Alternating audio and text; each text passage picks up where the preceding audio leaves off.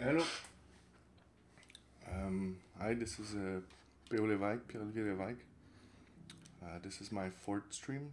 So yeah, today I'm just gonna continue where I left off this girl. The two first Twitch I did, I was working on her. So yeah, I'm just gonna continue. It's like I think it's 2 months since I didn't touch her. So yeah, so since last time I worked a little bit on the concept of the boot. I removed some on the stuff on the arm, work out a little bit the proportions, and I put some concept of the pouch. So I might be working on this and then on the legs for today. If you can tell me if the sound is good or if anything, that would be cool. And yeah, I just gonna start. So yeah, that's the model for the one who didn't saw it. I'm gonna have eventually to work on those ends too. I need to resculpt them, so that might be a little bit later today, but I might have to find some good reference for this. The arms and the legs and the pouch, and then yeah, some details. I'm not sure about the knee too. I'm gonna fix those knees, so resolve them. So yeah, I'm just gonna start on the boot. I have like a rough concept here. I did some Dynamesh. Hi Dynamesh 3D. Hi Van Leer. Welcome to the stream. So yeah, tell me if the sound is good, if you can hear me well, and I'm just gonna start.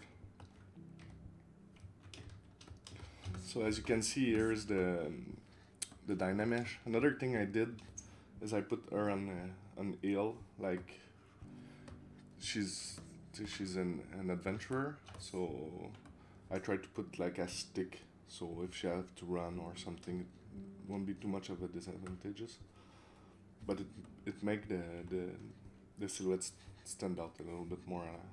I like it, so that's a change I did since last time. So yeah, the silhouette of the feet here, it's a bit more interesting.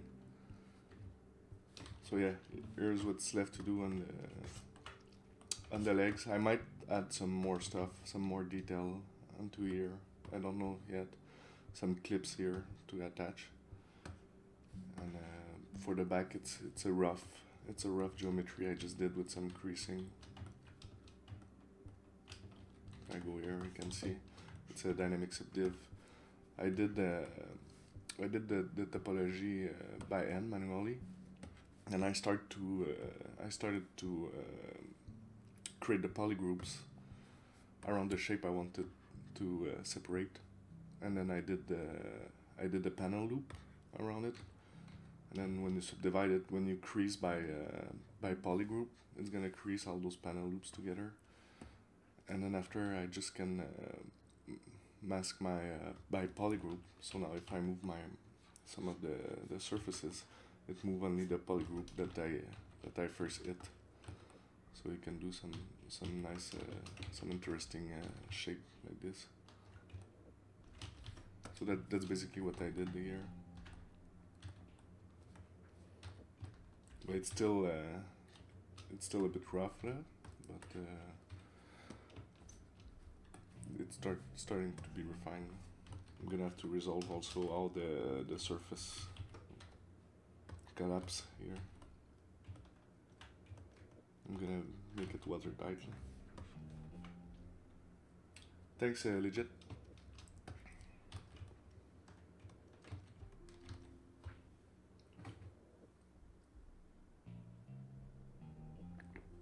So yeah, if you have any question, don't hesitate.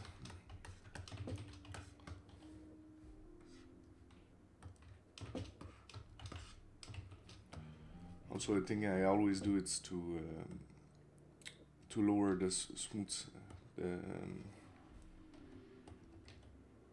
the creasing.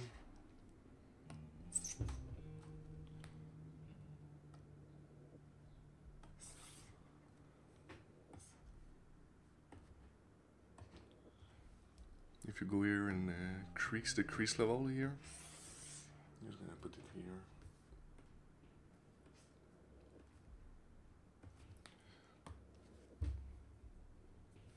So yeah, that's my custom menu here. I put it on the key short 2, so I have 1, 2, and 3. 1 is my brush, 2 it's my custom menus that the tool that I always use, and 3 it's the subtool palette. So if I want to work in full screen here like this, I can always have my subtool palette on a shortcut, or like this it works too. So yeah, I'm just gonna store my config here. So yeah, the crease level here is basically it say that it's gonna start to crease only after the second subdivision level. So it makes the crease a little bit more smooth. It catches a little bit more the highlights.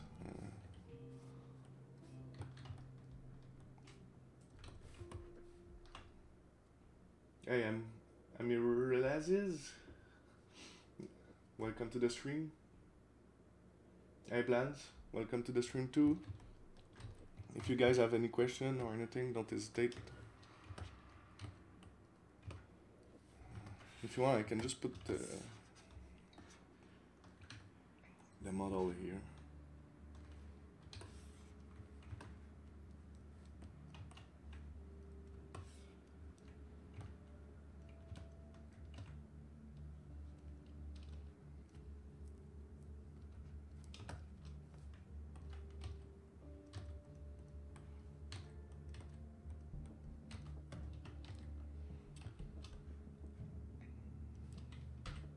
I still have to resolve some of those shape here. I think I could go in.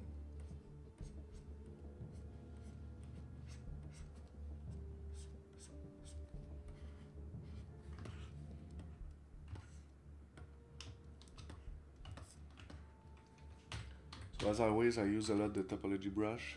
It's one of my most used tools. So it's very easy to create very quickly some new geometry, and it's clean, and it creates with some polygroups.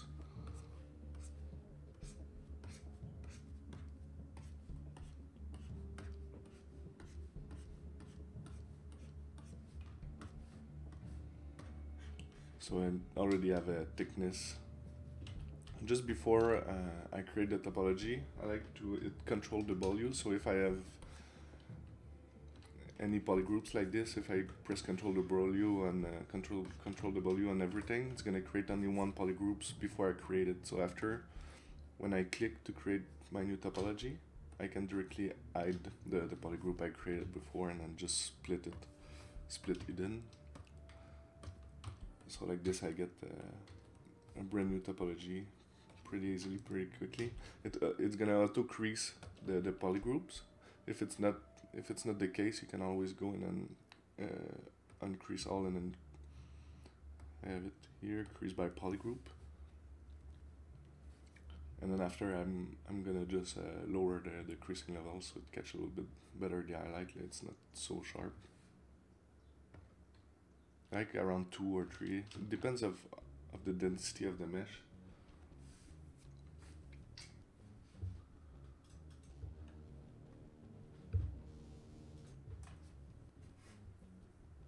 Hey, Arters, welcome to the streams. I'm not using any reference for this character.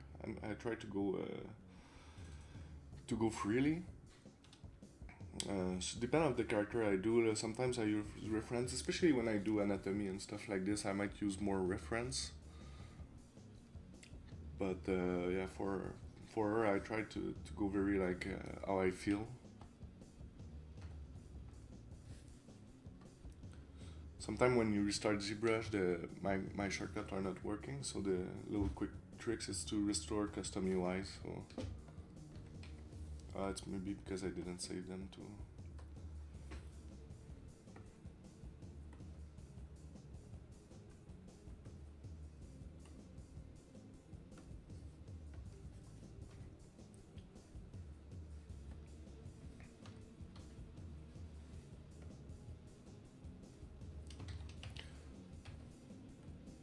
But it's good to check some reference too. Sometimes to check what other people do on internet and what's the quality level, or like the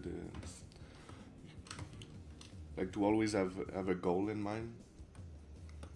So every day I'm looking on reference on internet and what people are doing. Get inspired.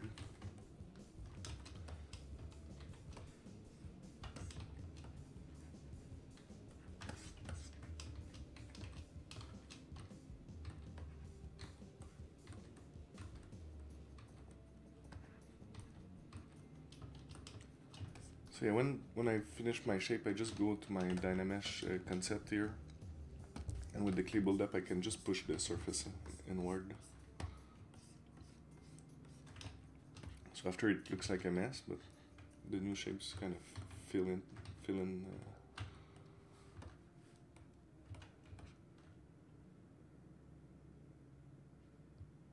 Hey Blans, now when I start the character at GameLeft, I start from another year model. If you look at my art station,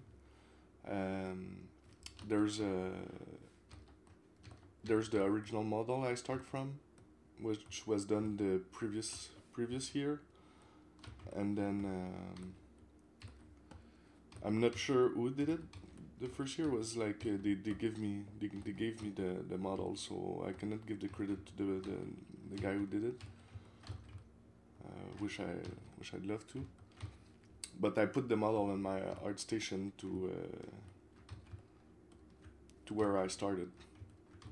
But yeah, I start from the previous year model, but I sculpt on it, and then I redid all the UVs and all the texture too.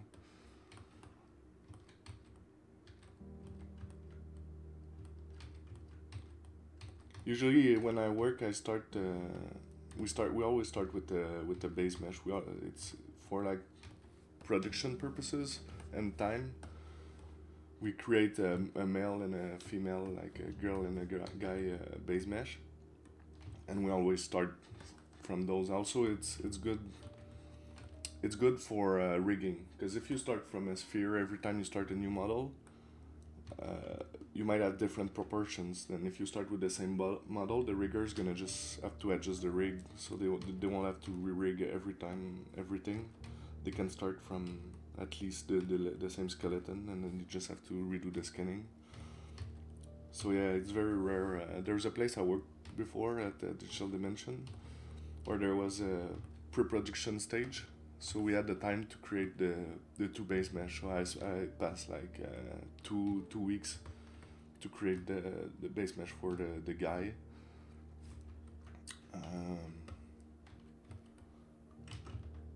And again, there was already a base mesh done there, so I start from what was done, but there was different purposes. We wanted a base mesh that was way more muscular, because it was like fighters and stuff.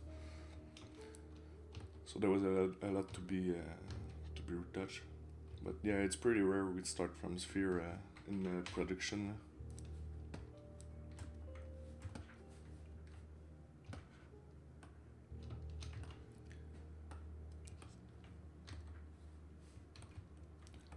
So yeah, I'm just checking that the thickness is the same all across.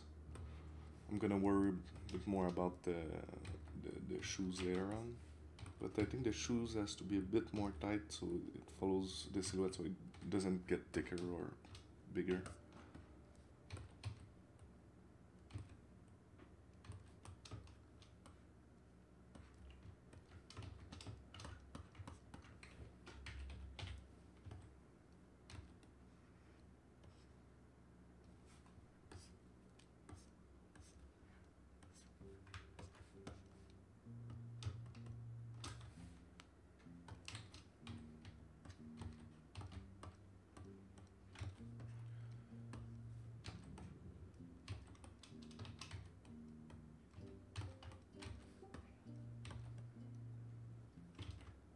So sometimes when I start a new topology brush, I find the first level of subdivision is pretty low, so I just subdivide it once, and I delete the lower so I can still have my dynamics subdivision. So now I have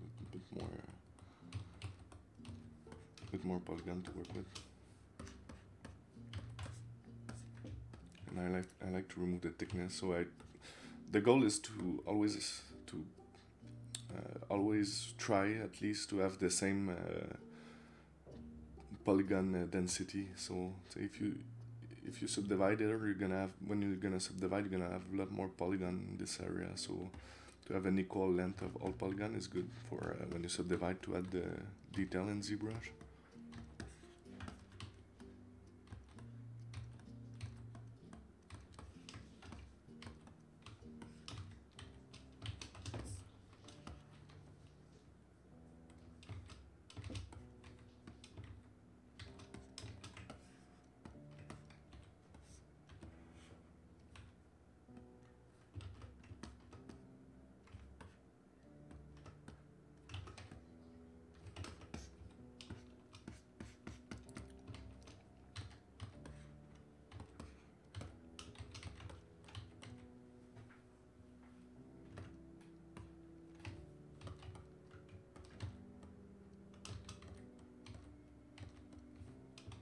Also, if I want to change the thickness, I could always inflate like inside like this. But if I want a cleaner way of doing it, I just go in and hide the thickness with the, because there's polygroups, and delete it and recreate it with the ZModeler. Just select all polygon with an extrude, and you can now I can make it a little bit thinner. I'm just checking, yeah, because I extrude from the inside, so my normal are flipped, because I was in double-sided, so I always need to flip my polygons here. Hey, Muddy Mike, welcome to the streams. Thank you, man. How long was I modeling this model, or how long was I modeling like everything from my career? I've started modeling in my career pretty long time ago. I think was ZBrush 2.5. So yeah, maybe more than 10 years. But I've started modeling in the industry, like as a character modeler. I started like 3 or 4 years ago, maybe. When I was working before, I was in VFX a little bit, but I was more generalist, so I was not only modeling. I was doing some lighting and then a bunch of other stuff. Yeah, so and then I went to Micras Image as a character modeler. It's three years ago. But I started learning ZBrush when I was at high school. Like I was like 17 years old maybe. I was doing this in my free time, but I was doing a bunch of other stuff. I did some programming too, some websites and stuff.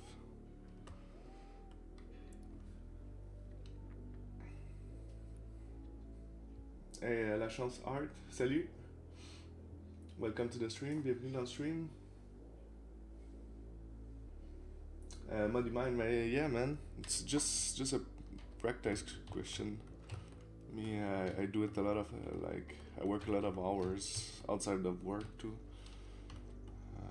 I try to keep my level, because the level we see on the internet is very high, so it's very important to work hard, I think, but everyone can do it, I think, just with some motivation, and sometimes it's everyone get there at one point. When I started in ZBrush, I was very not good. It's terrible what I did at start, and then by the time I practice more. And one thing I like to do for the straps, just to give a bit more tension, it's like you see the middle line here. I like to push it inward, so you see here it's pretty flat, but if I push it inward here like this, that's why I like to have the middle line here. if you look from far, it looks like there's a bit of tension compared to the one, to the upper one. This one looks like it's more stretched.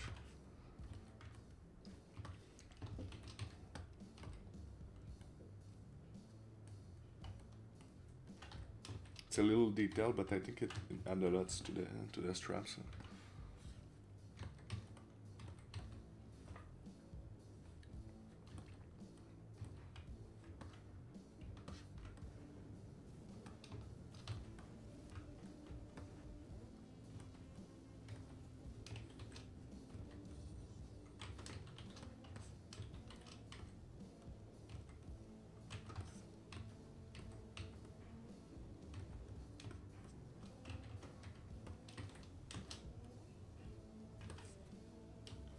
So here if I extrude by polyloop, meaning that I'm gonna extrude only the new loop I did.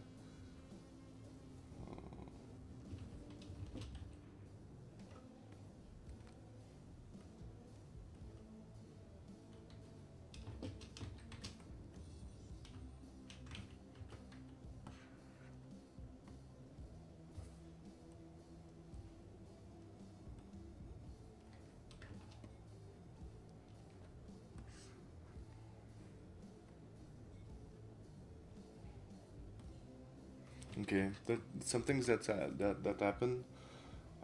It's create a polygon here. So what you can just do is go and delete and then delete the poly loop here. So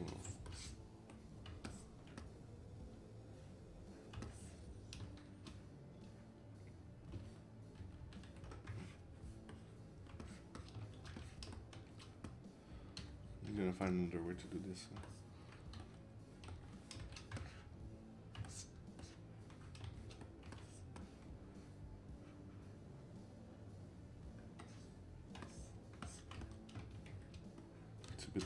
It's a bit of a mess.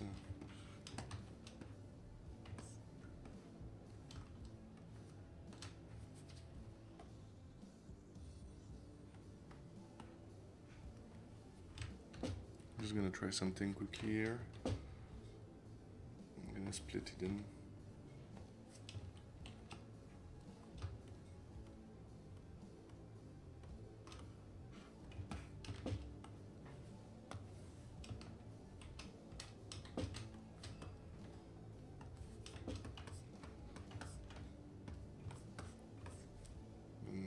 Now that it's split, I can clean it a little bit.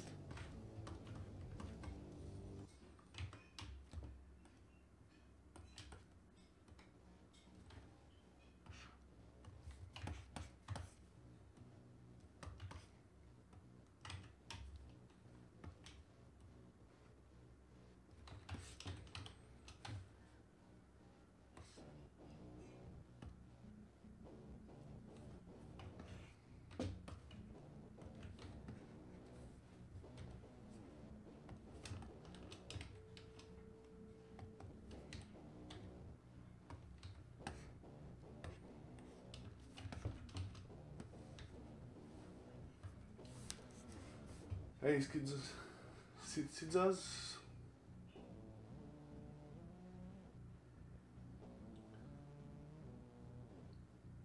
How do I turn on the stronger, bolder edge when I'm in polyframe? You mean the creasing? Like, let's say here, it's not crease, so it's smooth. Creasing, it's like basically adding some loops on here, so it crease the when you subdivide it.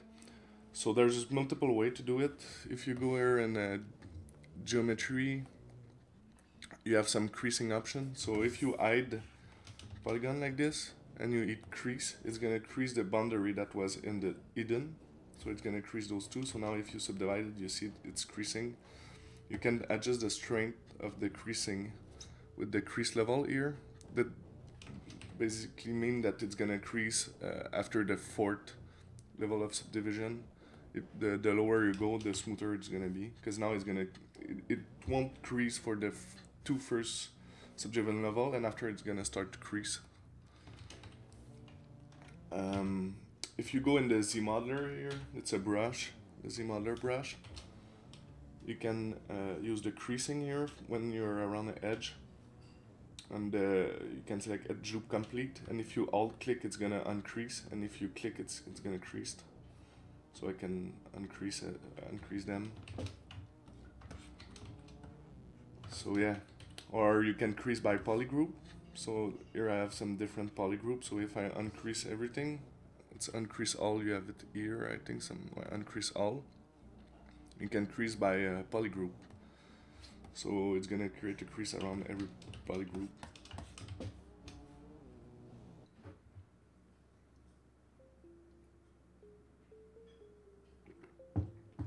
A conceptual design, how many years would you say it took for you to get comfortable in ZBrush, and you know all the tools by now based on that? Yeah, but it's because since I started at ZBrush 2.5, it wasn't even 3D by the time, but it was 3D, but was working with the projection master. You had to freeze one frame and then kind of paint on it, and then after it was projecting the detail from that angle. It was not really 3D. And by then there was a ZBrush update every like couple of years. So every update I tried to learn the new features as soon as possible, and then what I always do is when a new ZBrush version is out, I tried to make a new character based on those new features. I can show you.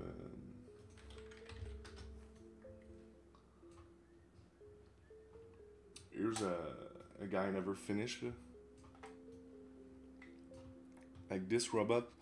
I did it when ZBrush 4.6 and 7 started, and I did it only to learn the new feature and then the mechanical modeling. Then I got comfortable. But by just learning them, it's good. But doing an old character based on the feature, it's gonna make you get used to the new feature, and then when you come in a production environment, you're gonna already be used for those features. So it's a good habit, I think. But how many years, I don't know, because I start from almost the very beginning of ZBrush. I don't know because it evolved so much that those features was not existing before. And also I evolve a lot at work. I work with so much with so much talent that it helps a lot too. If you can land a job, it's crazy the amount of time you save to learn the tools.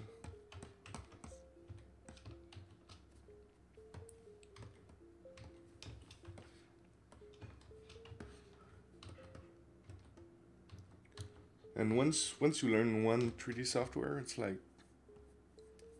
it's easy to learn anything. It's just to get used to the thinking of 3D and how it works.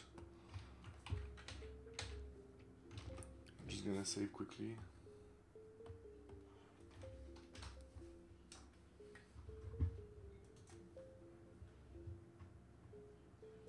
Hey, legit, yeah. Yeah, I wonder when it's gonna get out, the 4.8, yeah. Really looking forward to it, and same thing, I'm gonna start to make a character based on every new feature, just to learn them, and then get used to it and see what kind of views I can make of them.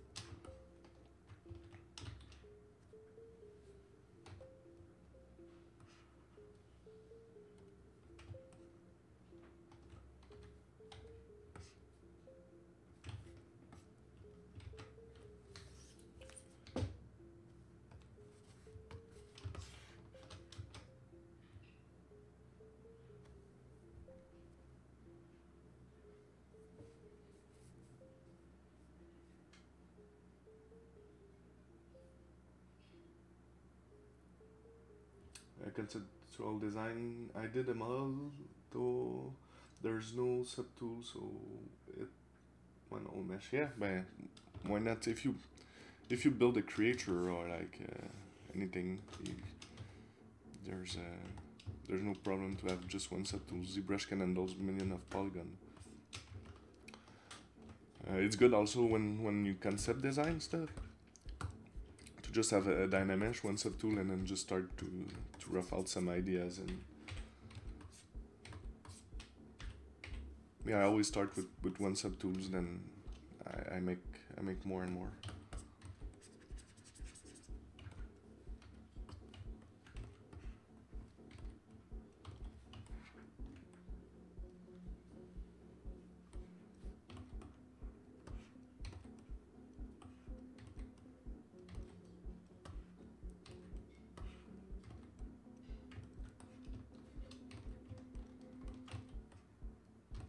And I never get really too much attached to the concept I did before. It's just to find and rough some ideas. But say if I go completely different because I find new shapes or new stuff, I don't really mind not following line by line. But Dynamesh is a very, very good way to start and sketch out your ideas. And if you want to do just a concept and then go in and render in keyshot some things, you could stay only in Dynamesh without duplicating everything. You can just go and render one view and then do your texturing in Photoshop from one angle. It's just that if you want to texture with UVs and stuff, it's better to have some clean geometry. Dynamesh is gonna be harder to unwrap.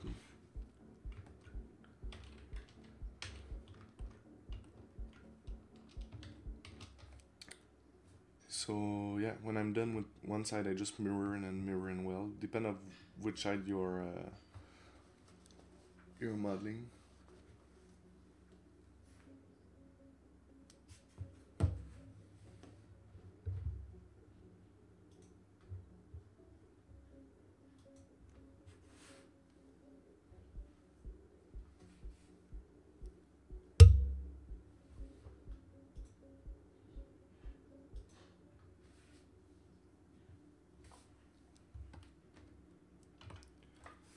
I think you can give me a quick critique on my first model from sometimes. Yeah, sure. Anytime you can contact me. You can do it here, but you can also contact me on Facebook if you want. I have my Facebook, and then just send me your model, and I can give you a better review. Maybe take the time to do it.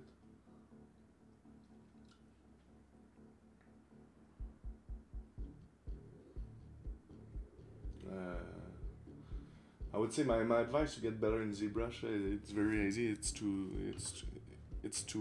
practice. Watch tutorials, know the tools. Yeah, like when I watch tutorial, I just watch them once, and then when I'm done listening to the old tutorial, I go back and try what I learned. And then when there's something I don't remember, I go back and check on the tutorial.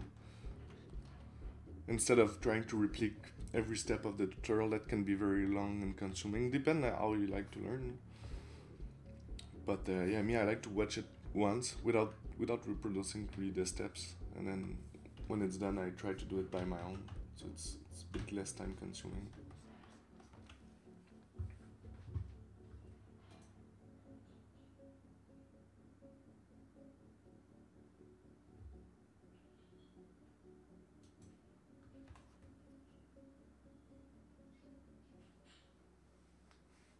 Thanks, legit.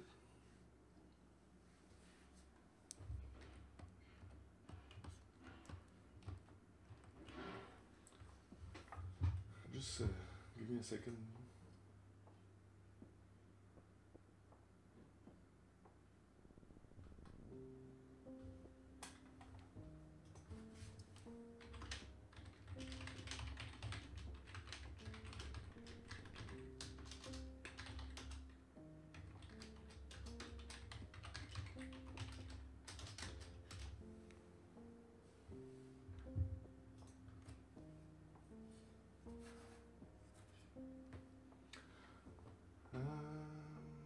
I'm struggling a little. It's my second year in the game industry. I get polygon nightmare sometimes. What are you working? Where are you working, and what do you do in the industry? You're a modeler, or?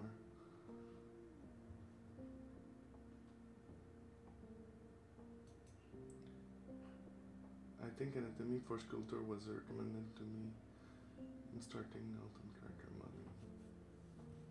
Yeah, anatomy is very like it's one of the best thing to learn. First, because it's very hard to do. Our eyes are very used to see anatomy, and yeah, it's very hard, and it's a very good observation test to do, like to learn. And then once you master anatomy, you get really good at observing things, and then see how they are constructed, see the volumes too.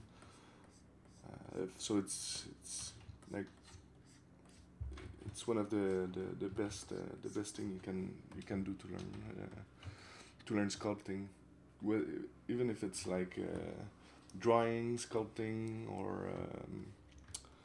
or doing traditional sculpting, mastering anatomy, it's very difficult. There's so much features, so much stuff to think about, and also like Andrew Cars said that the ZBrush Chalet were very terrible at observing.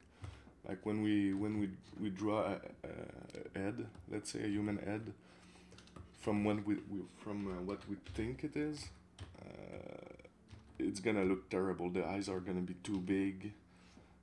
Proportions are gonna be very wrong.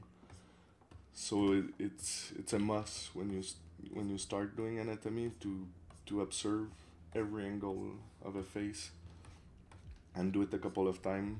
So after you understand what to look for, and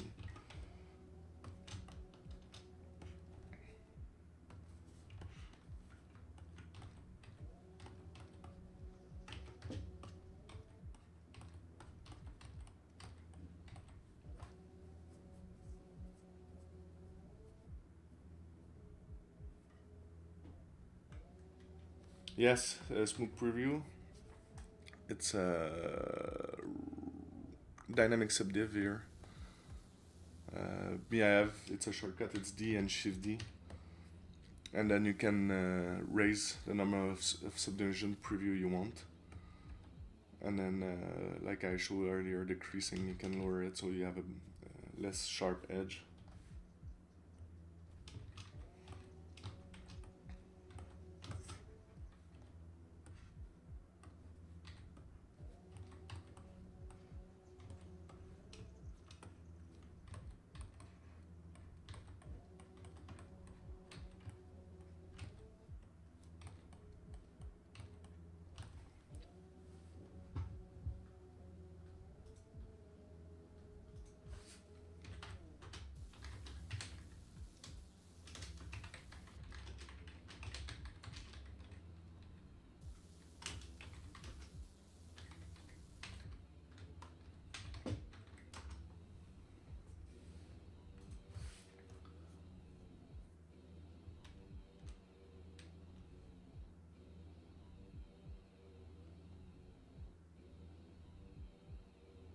Okay, perfect. Yeah, just send me your conceptual design, like Calvin. Just send me your image, and then I can try to do a review as best as I can. No problem. So yeah, ZModeler is very cool. You can insert edge and then work on your polygon. I don't even care about the thickness right now because I'm just gonna remake it after, so you can start to add some polygon, and just wanna do a quick turnaround like this here, and then since I did a mess here, I can just go in and delete in with my ZModeler, create the thickness back again, and then flip it because I know it's double-sided. something wrong here.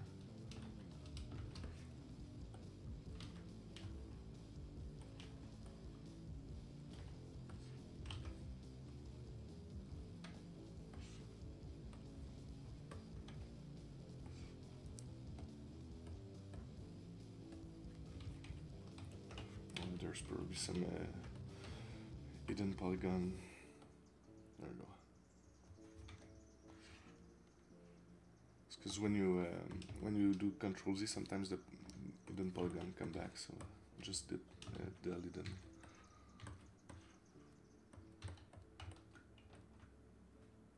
Hi Muddy Mike. Welcome to the stream.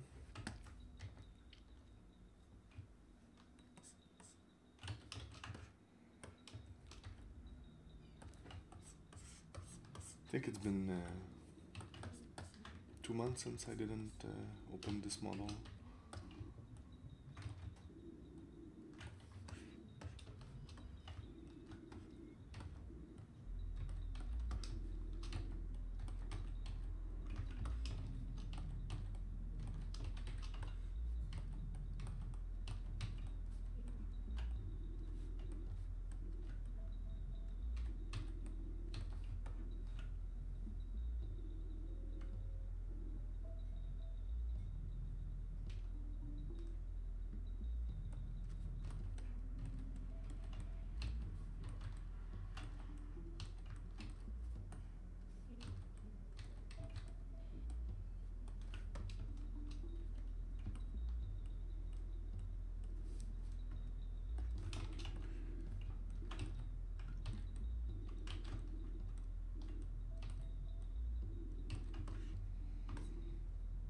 Okay, so yeah, now I can merge them together, so it's one piece.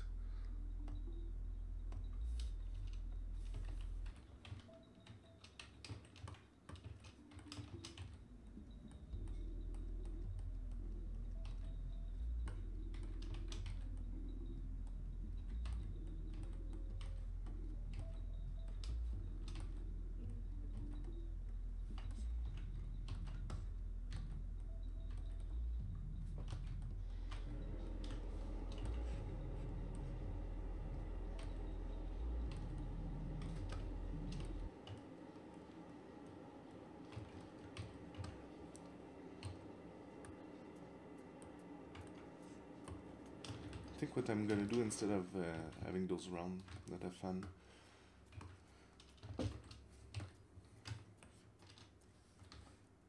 just gonna crease it so it's more squared. I'm gonna delete this edge loop and just type them here. Then I'm gonna make a clip to merge them together.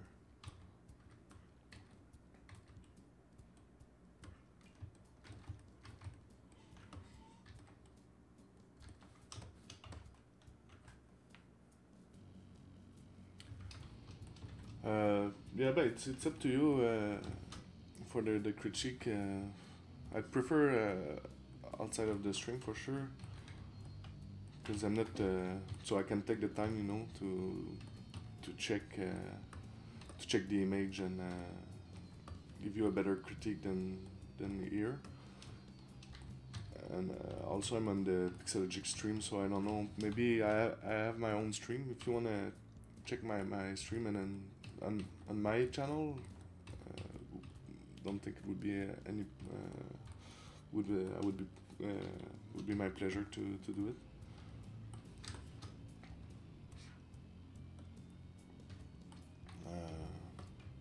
But yeah, it's up to you if you want.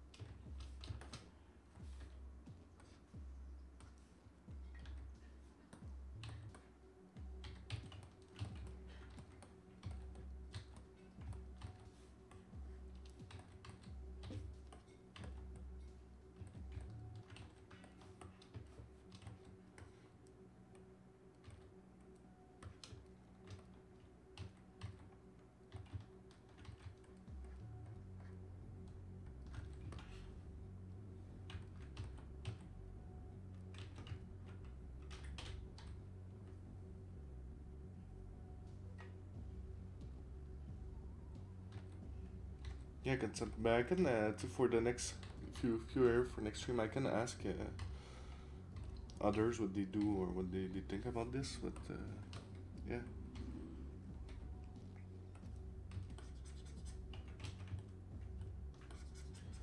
We have a discourse page too. I don't know if I can. I think everyone's can go there. I don't know if I can.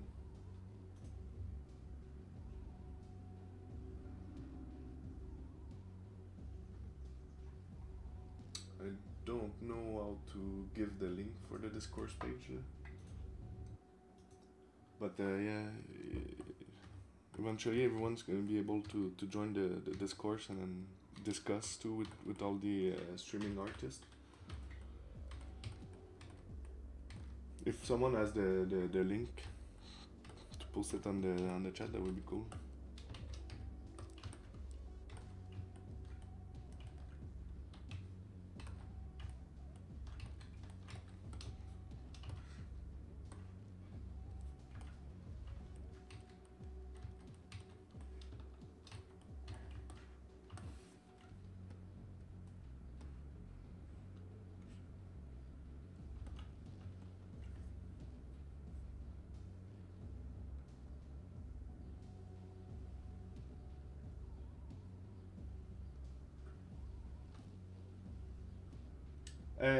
RDL Kansas, thanks man.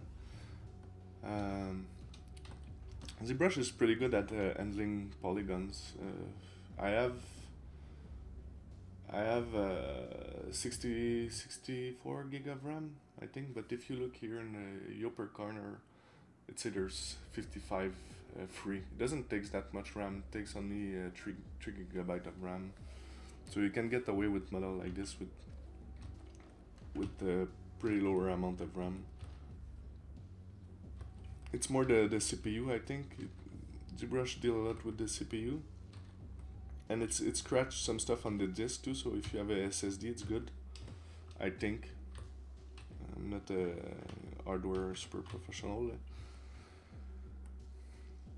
but yeah, it helps. It helps to have a good machine. But ZBrush can work on pretty normal machine too.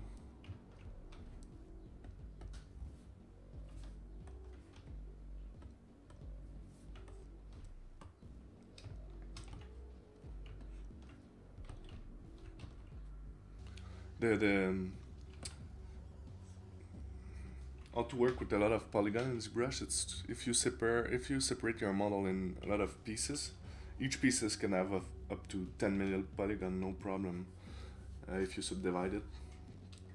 So you can have up to 400 million polygon if you separate your model enough. I would say never go up to 10 million polygon, because after you can, but it's gonna start to be a bit slower to work with. But if you have 100 subtool at 2, 3, 4, 5 million polygon, it's gonna work flawless. Yeah, I think I have i7 for the processor. It's 4 core at 4 gigahertz. It's not crazy, but it's good. It's good enough for what I do.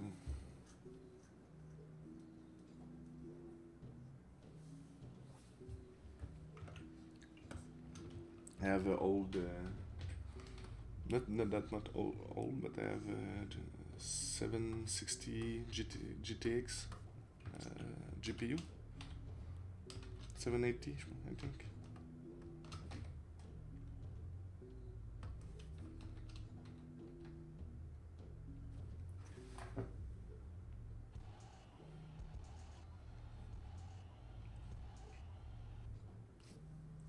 I can't wait to finish this model and start texturing her.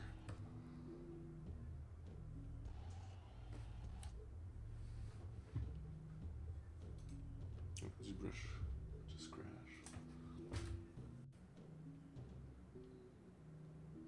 Cool conceptual design. Have a good day. Thanks for passing by. I check your stuff on Facebook.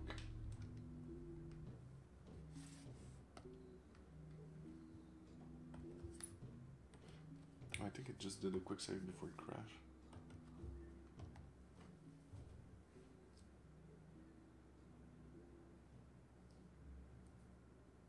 Yeah, ZBrush is very efficient. It worked on I have a old tablet.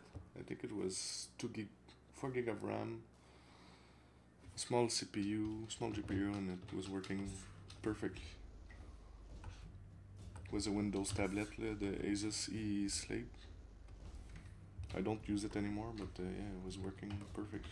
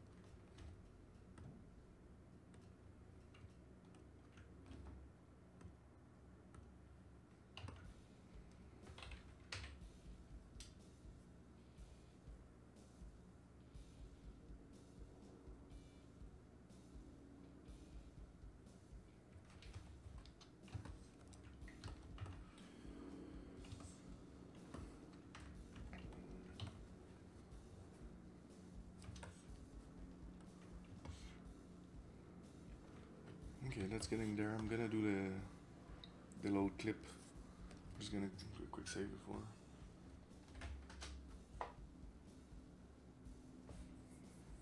So yeah, I don't know yet what I'm gonna do for this little clip here. I'm just gonna try to concept it real quick. I already did a little sketch on it, so.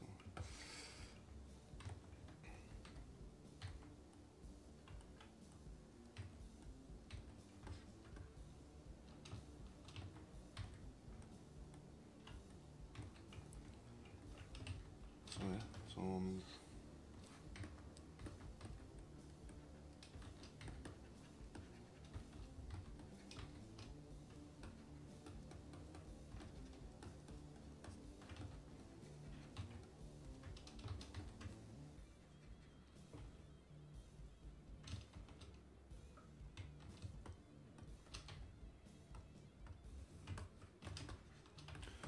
so what I just did here, it's I duplicate my shape. I'm just gonna hide this thing here. So yeah, I just duplicate the shoes here. I create a polygroup around here. Then I delete everything else. Then the polygroup I create, and then I close the hole. So now it's a little Dynamesh piece. I can create a little bit more resolution to work with here. Just use the clip curve. I'm gonna make it thicker, a little bit like this. Dynamesh it. clip it here, clip it like this.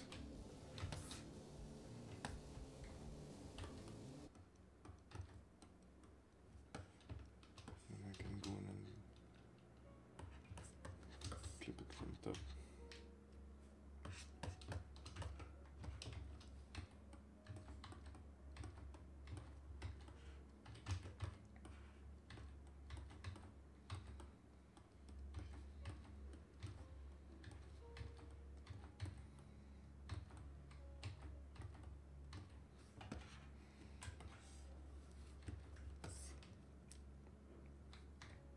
Also, there's a cool little feature here. If you make a straight line and you control click on that white dot, it's gonna align everything like this, so you can now work straight.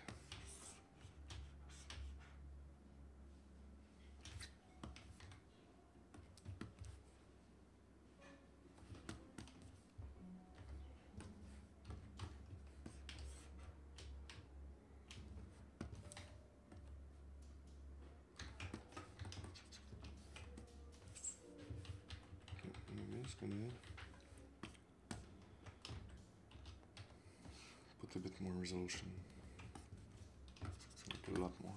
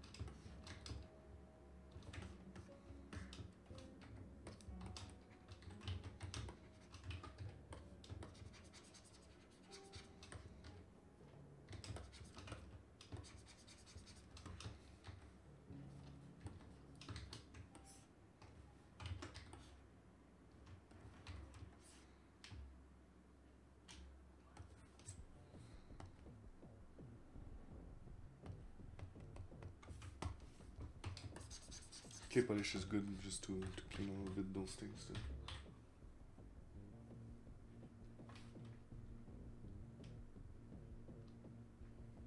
Yeah, the white dot, it's very nice. It's very useful to create some straight lines, because when you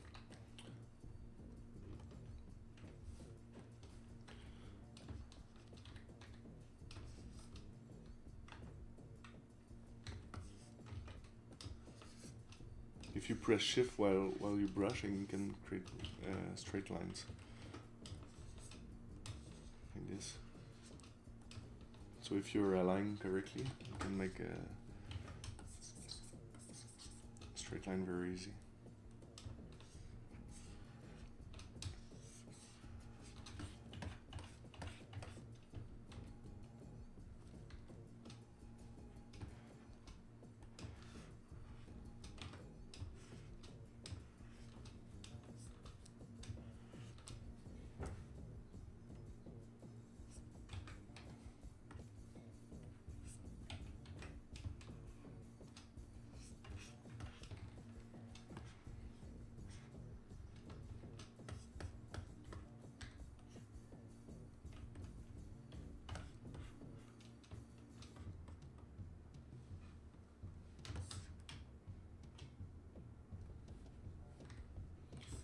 Also with the move tool, if you alt click in the middle, you can bend stuff like this, and alt click on the end tool too.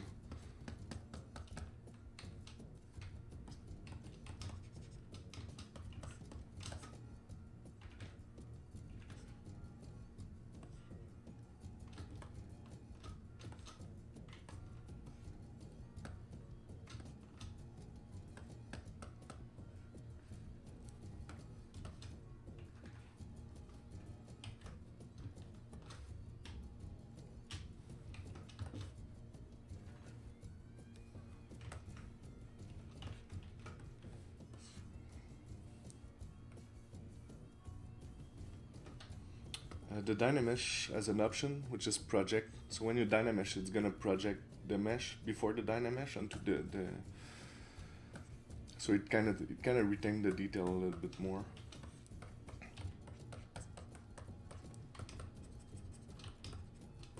So now I have some things I'm kind of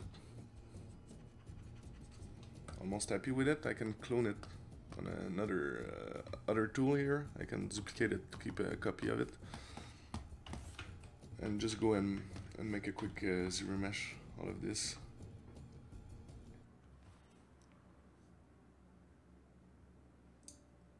Hey Blancy, I'll show you straight after the ZRemesh. You can push a straight line here, and then you control click on the white dot, control click, so it's straight and based onto the transpose tool. So you can do it on the other way like this too. It's very handy. So I'm gonna redo the ZRemesher another time, so it's a bit more clean. A couple of times like this. It's not so bad. Now I can project, since I keep the first mesh, I can project this one onto with the projectile. Need to be visible, and then subdivide it. Projectile, subdivide, projectile. So like this, I have a pseudo clean mesh with some detail. I don't really care too much about the detail of a small piece like this.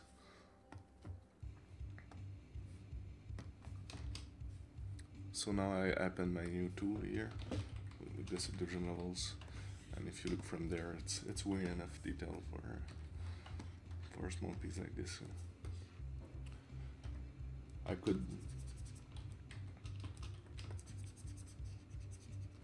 could always retopo it to have a very clean geo, but for now it's going to be fine for me.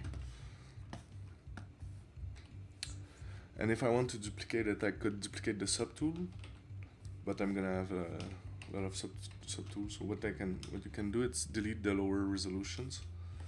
Then now after you can Control Alt click to duplicate it. And then I'm gonna fix it a bit later, a couple of times like this.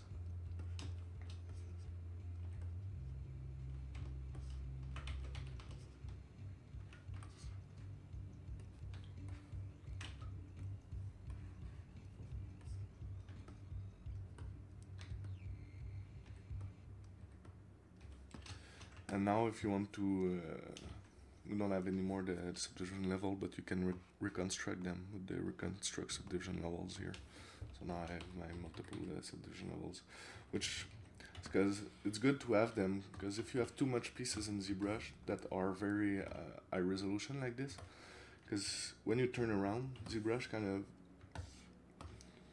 you see it on this piece. You see when I rotate, it kind of use the low res of the mesh, like this piece here. So when you have multiple subdivision level, it's easier for ZBrush to rotate that around the model because it rotates only on lower subdivision levels. But if you have just high polygon like this without the subdivision levels, when you rotate, it keeps all the polygon and it's harder for him to.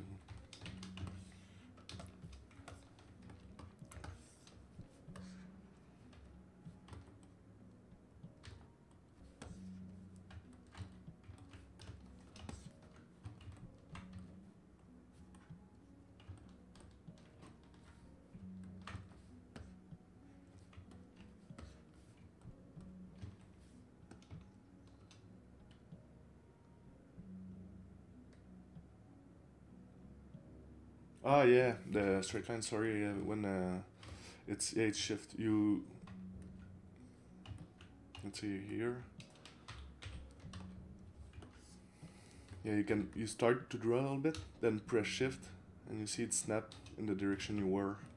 So, and then you need to keep shift. If you release shift, you can continue and then press shift again.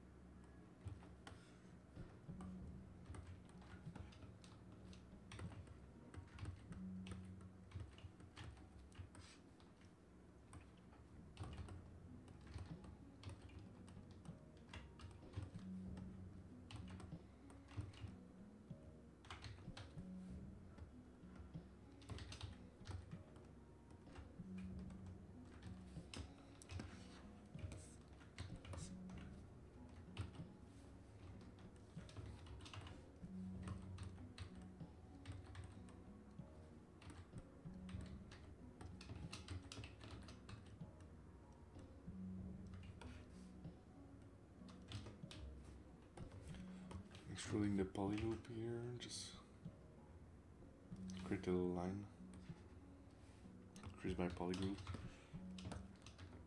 to add a bit more detail. It's gonna make an attach point also for the clip.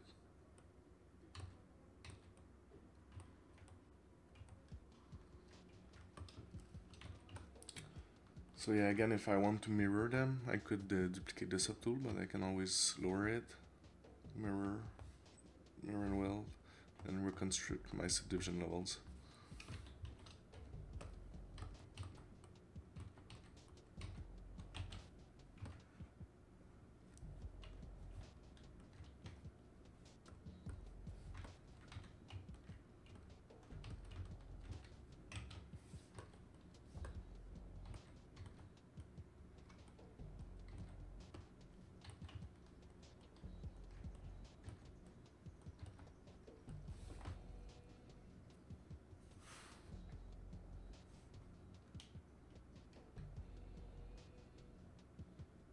Yep, exactly.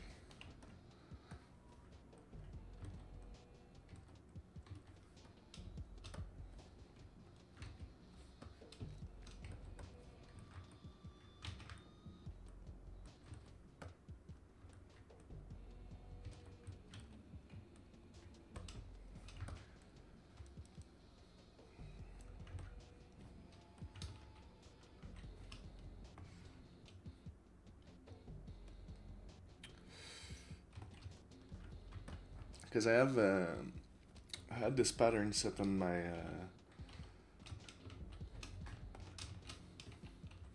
Dynamesh. Since I pulled out some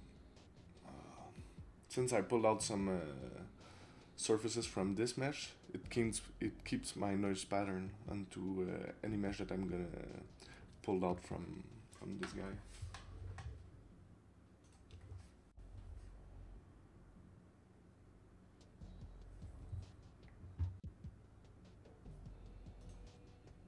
Good thing is it creates a save file.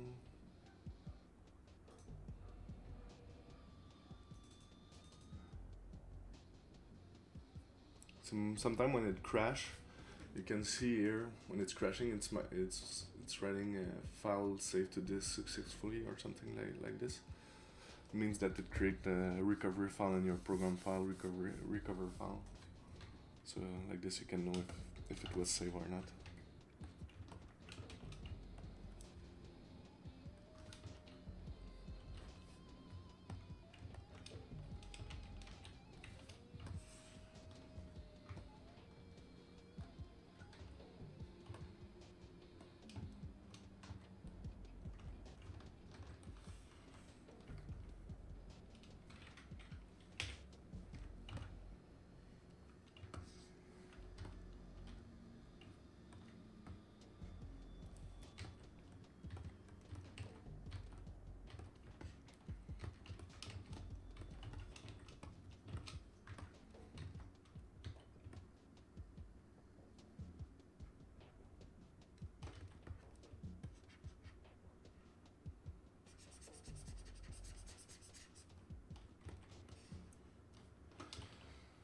So here I'm gonna duplicate my subtool here with Control W. So I create a polygroup. So now I can delete the hidden. I can use my slice curve.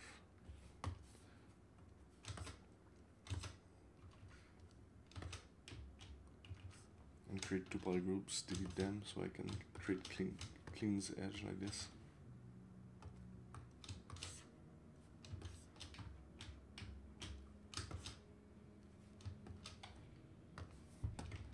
Delete hidden, so now I have some clean edge. And since it was very nicely cut, I can go and use my ZRemesher. Now I have a very clean topology. I can even go lower. Oops, here. Like this.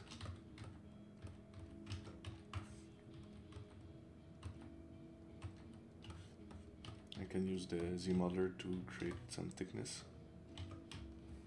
Extrude all polygon. Check if it's flip, it's flip, so reflip it. Crease polygroup, crease by polygroup.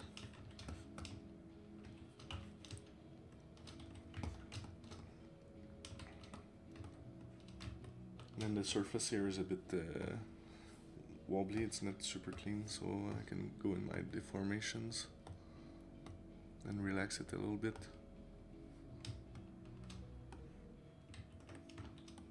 Or polish by feature, so it's gonna retain the polygroups. And then if I go here, my ZModeler, then use crease edge, I can crease some edge here. So it's gonna retain them when I'm gonna polish it.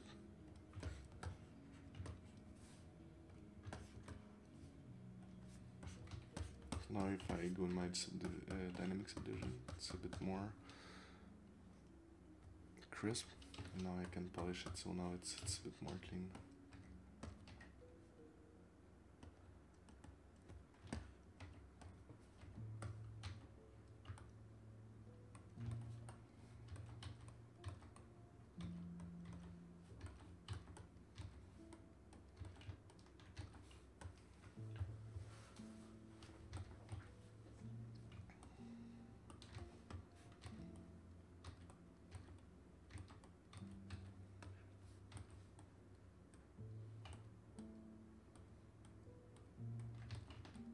So this surface is supposed to bend, so it's gonna be like rubber or like a bendy plastic.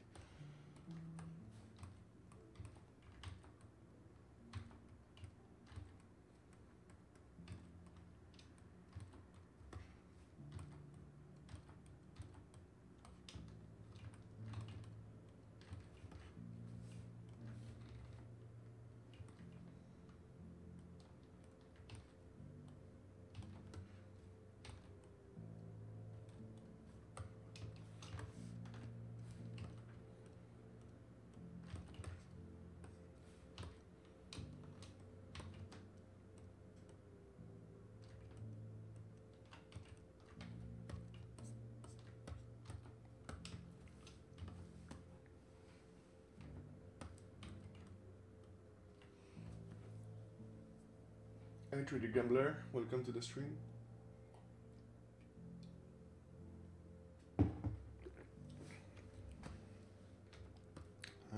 Yeah, mirror and weld. Same thing here. Can work with symmetry on this because I always forget to put symmetry on, so it's no big deal.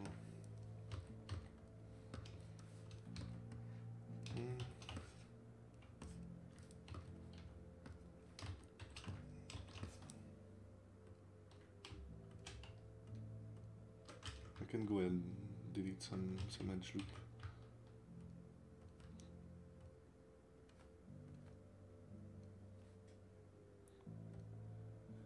Clean it a little bit.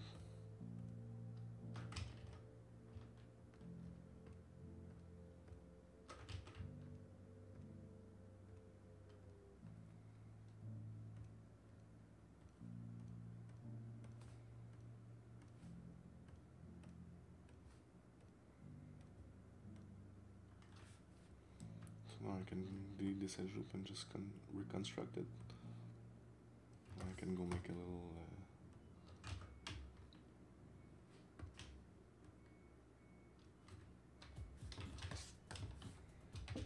strap like this.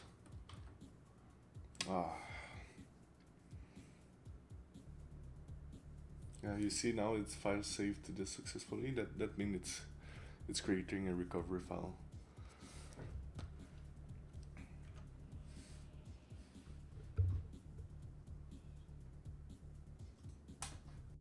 Sorry about that.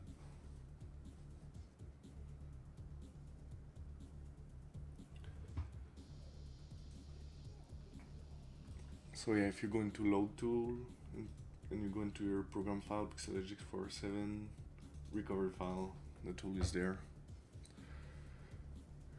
Yeah, crash. For someone that has only done 3D in 3ds Max, how do you recommend I would start in learning ZBrush? Yeah, because ZBrush is very different from any other 3D application. I would say that just start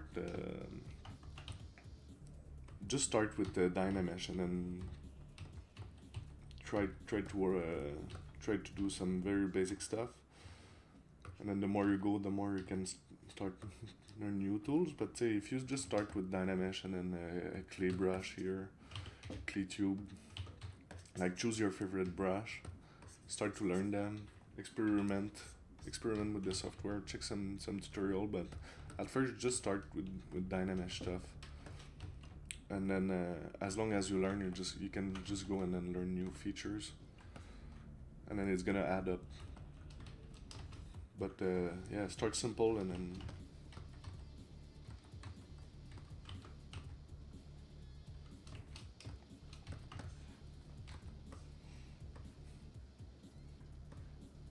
okay, I'm gonna make the shoe cap here. I'm gonna save as, because if it crashes and it tried to recover again and the recover doesn't work, it's gonna override the recovered, and then I'm gonna lose everything. So it's good to save after a recover tool.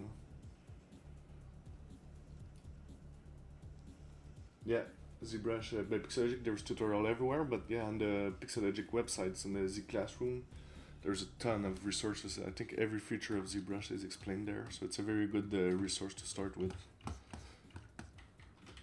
So I'm gonna do here the cap. I'm gonna retopo it with the Topology brush quickly. B-T-O.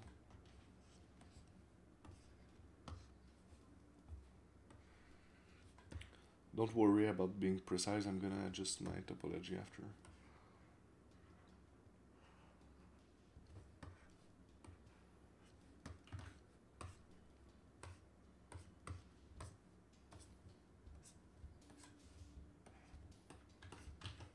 Here it's important to be precise on the corner.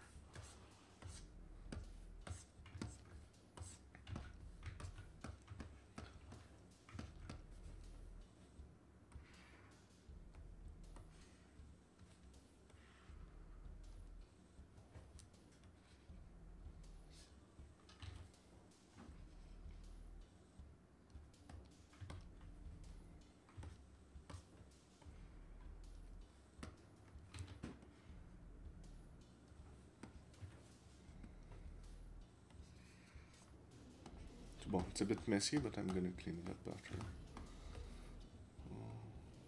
Just checking. That's gonna be the corner here.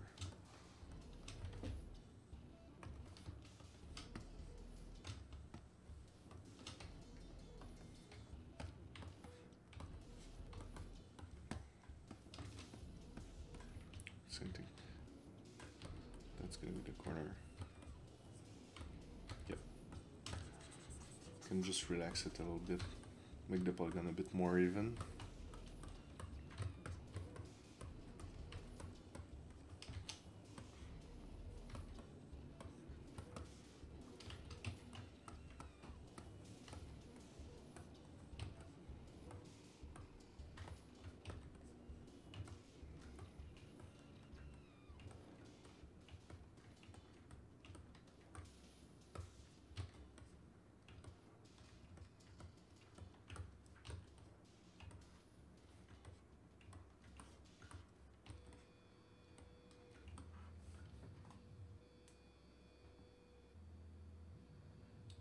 Hey Thomas, comment ça va?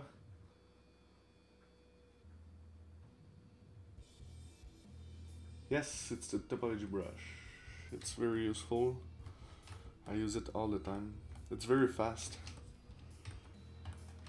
How is it going, Thomas? You're gonna do the next stream, eh?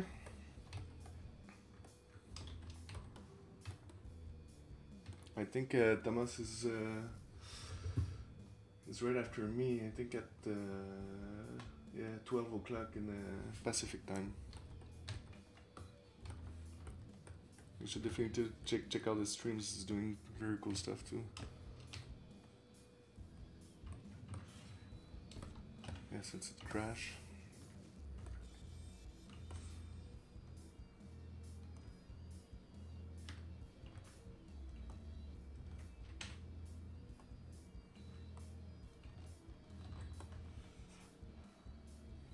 Are you gonna do your stream in French? Est-ce que tu vas faire ton stream en français?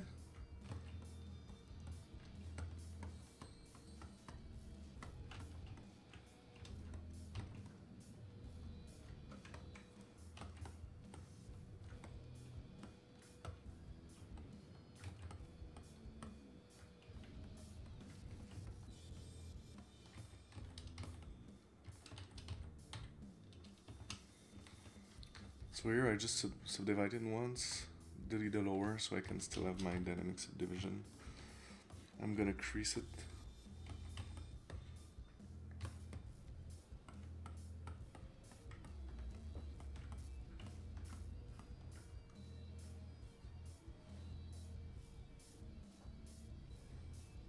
Yeah, it's also I find it's like when you have your mindset, even in English, it's hard to switch to French and vice versa. It's like switching from one to another language. It's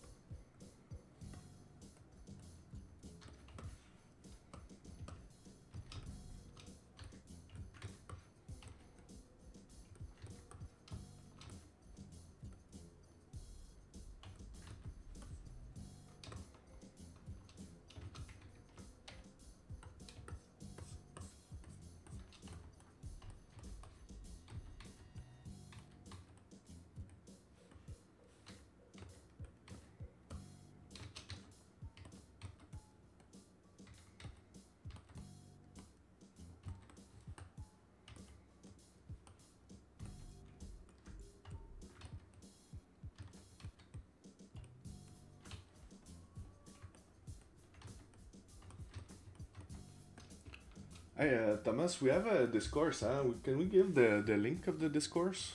Is it for everyone? Because I don't know how to share links.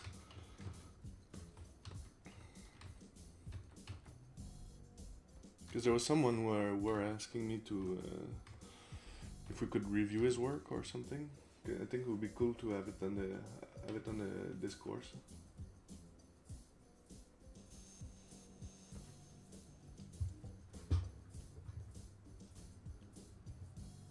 So if I just like this, does it work?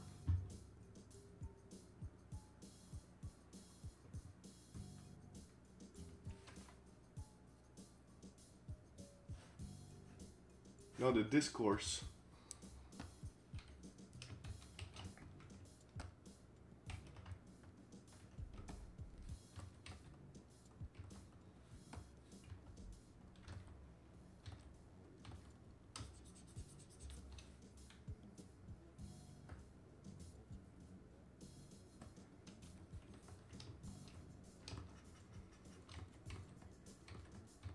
I was not sure if I could share it or anything, but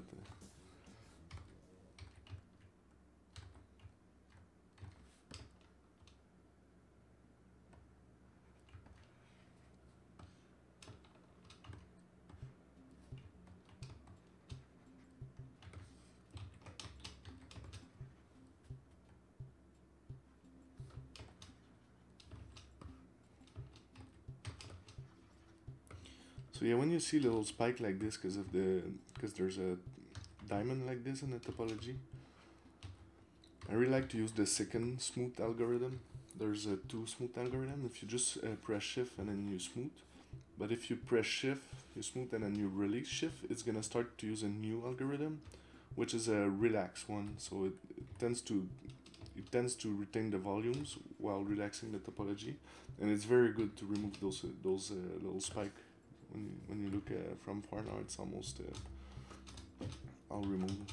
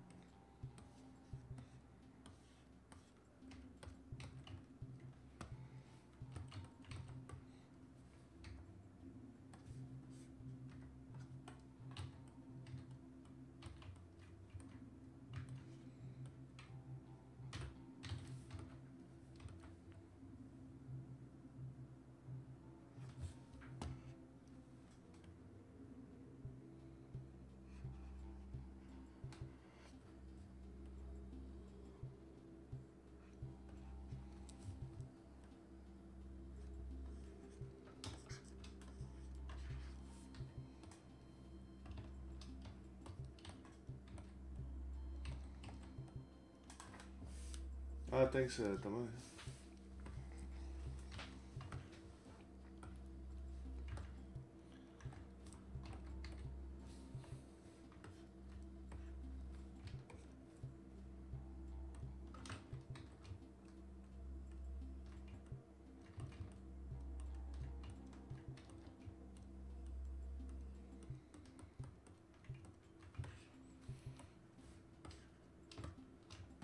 So yeah, I like to step back a little bit sometimes to check the model from far. It's very important to check if the shape still hold up at a far distance.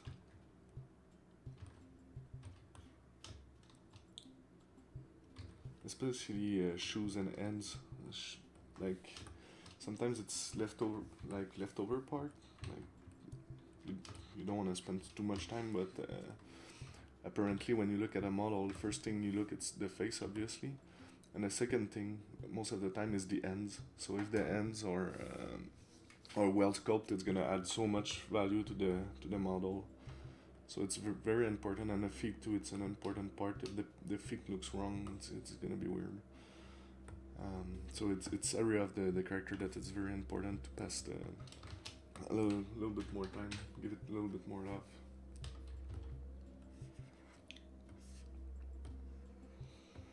So yeah, for the one who was asking, the topology brush it's a brush. You can find it in the brush palette here. You need your model don't have any subdivision level, and then you can just draw lines like this, and when it intersect and make a quad, it's gonna draw in yellow like this.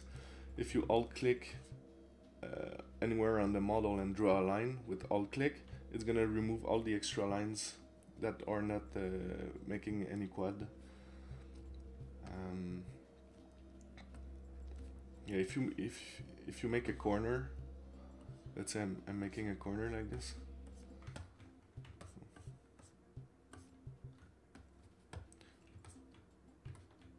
Because if you draw a line like this and it's in red, it means gonna make a triangle, and you can just draw a line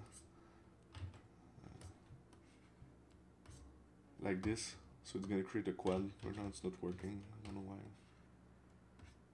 Yeah, like this. So now it's gonna make a quad. But the thing, if you remove that line, it's gonna make a triangle. So you need to keep this line to make it to have the vertices. And the size of the brush is gonna determine how much black and white lines there is, and that's where the intersect goes to. It's in between two lines. So if you have bigger steps lines, it's gonna snaps to biggest steps. And also the brush size will determine how thick the surface will be when you're gonna create it. So if you make a big draw size and you click on it, it's gonna make it way more thicker surface than if you make a small draw size. I don't really care because I usually redo the thickness after.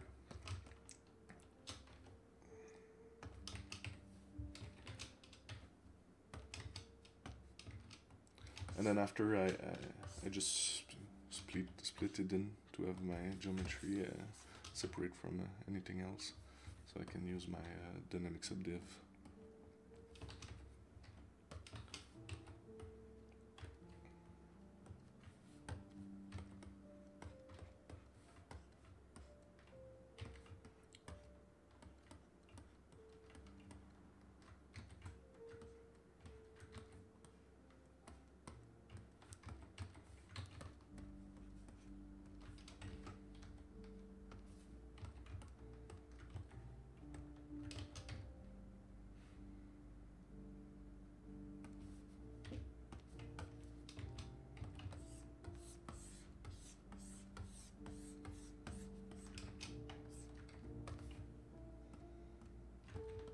I'm gonna have to find a way to intersect those shapes together, because right now it's a bit of a mess.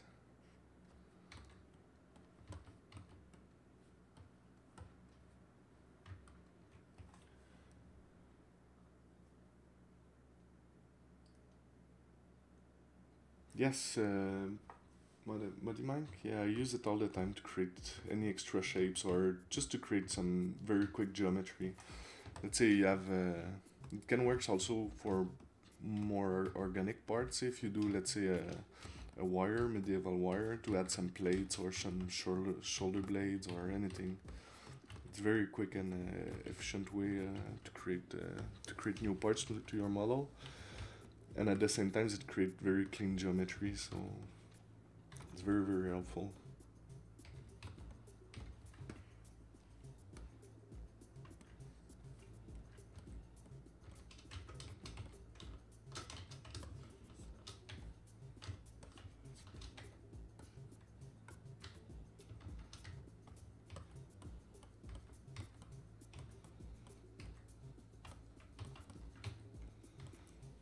I'm creasing, when you have a hidden polygon here, like this, when you hit crease, it's gonna crease the boundary of the hidden polygon. So it's another quick way of creasing geometry. And sometimes, yeah, when it's too messy like this, I can just go in and recreate the loops. Kind of clean the surface a little bit.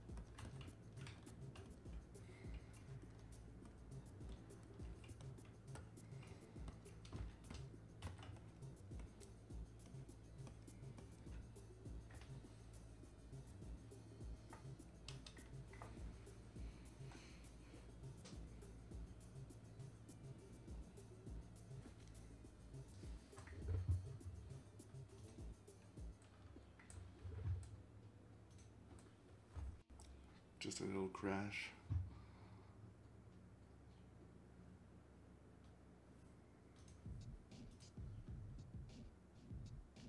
I was thinking about saving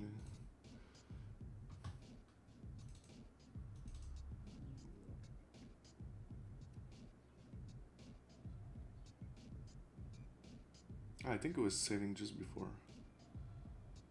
Quick save.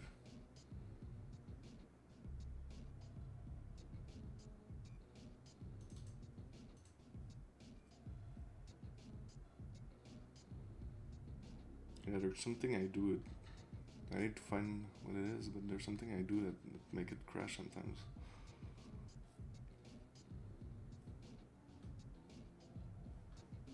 It's not a big deal because it's always saving before it crashes. So.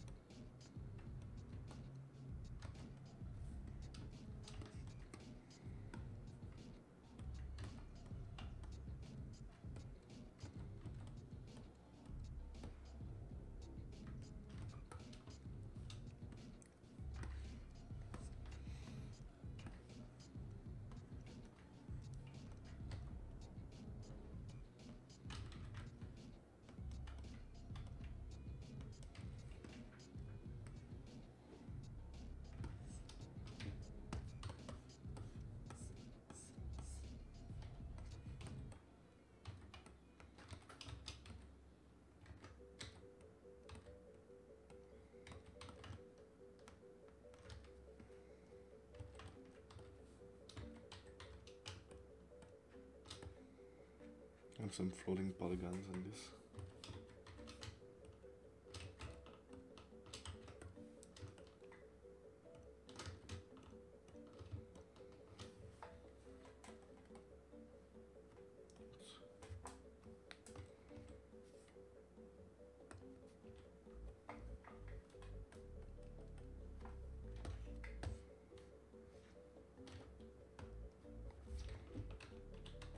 And at the end, what I'm gonna do is I'm gonna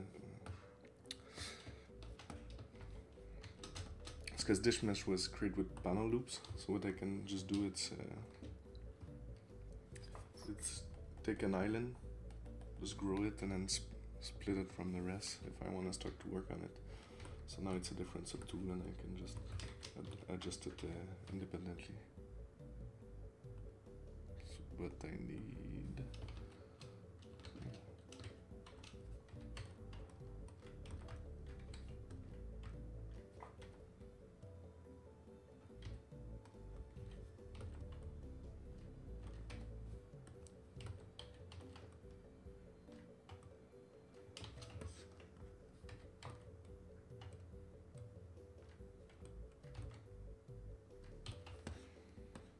Okay.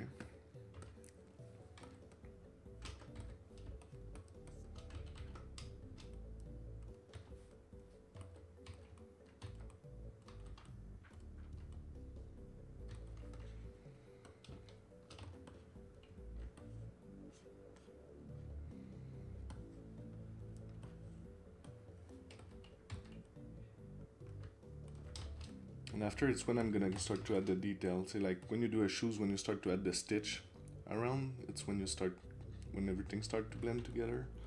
Like right now it looks pretty like rough, but when I'm gonna start to add the detail around the shapes, everything's gonna start to blend together.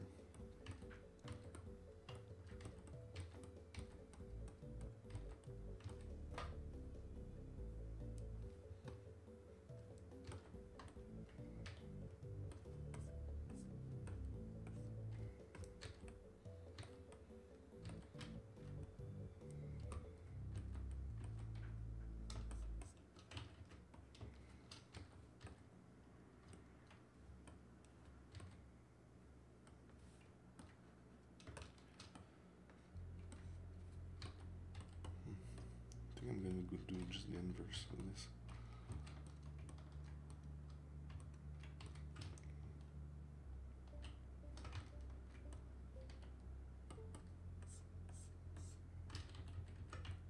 I'll put this shape on top now. instead.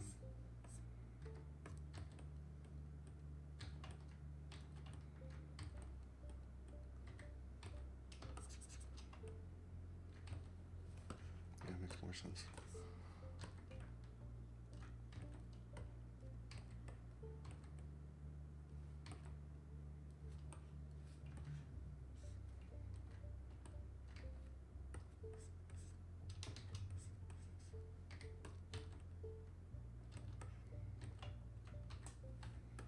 There's a thing when you overlap shapes like this, it's very easy to go a bit too far. Say if you do it all like this, sometimes it's hard to see.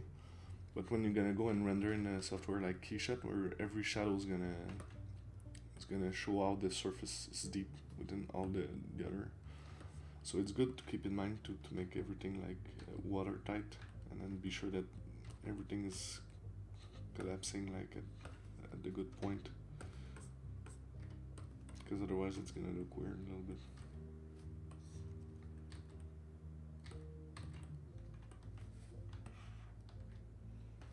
Hi Roy, welcome to the stream. For me it's going well, not so bad.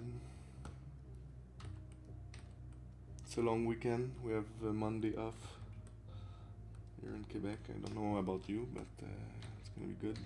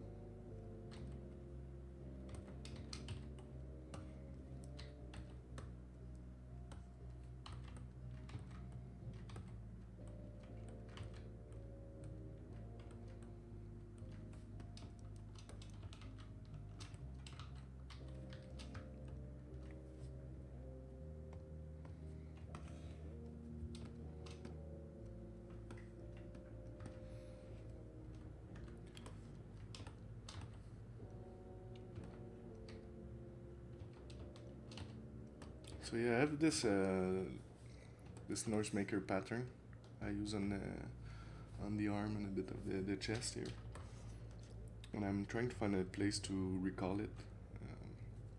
But I don't want to put it where it's gonna take too much place, because I don't want the model to be too much busy in terms of detail. It's good to have like some breathing areas.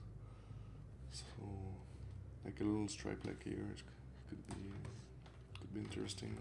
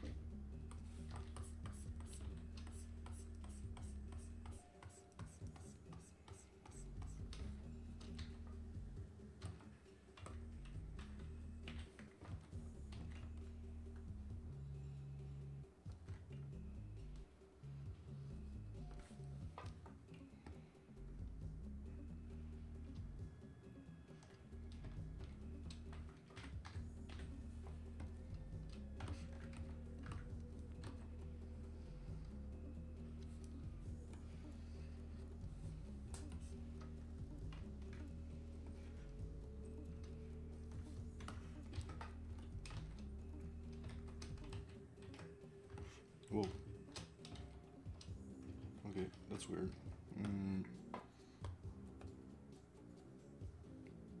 That's not a good sign.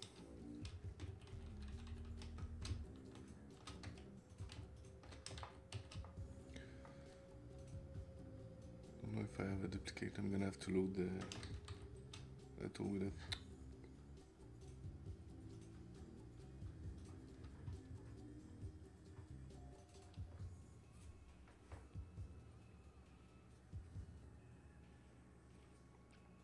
I don't know why my subtool just disappeared.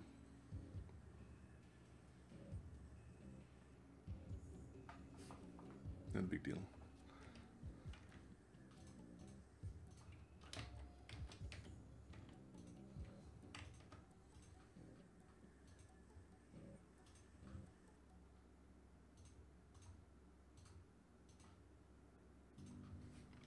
So yeah, I'm just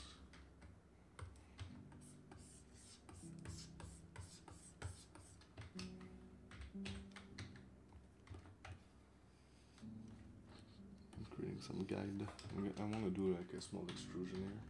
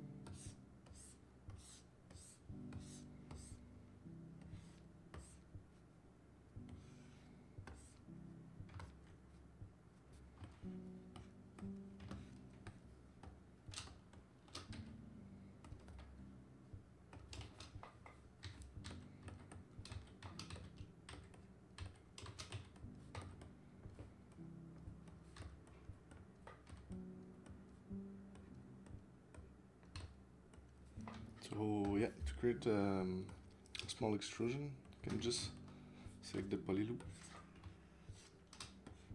here. Then I can create the poly group based on this, and then now I can crease the by poly group. So this, I can take the end to crease it.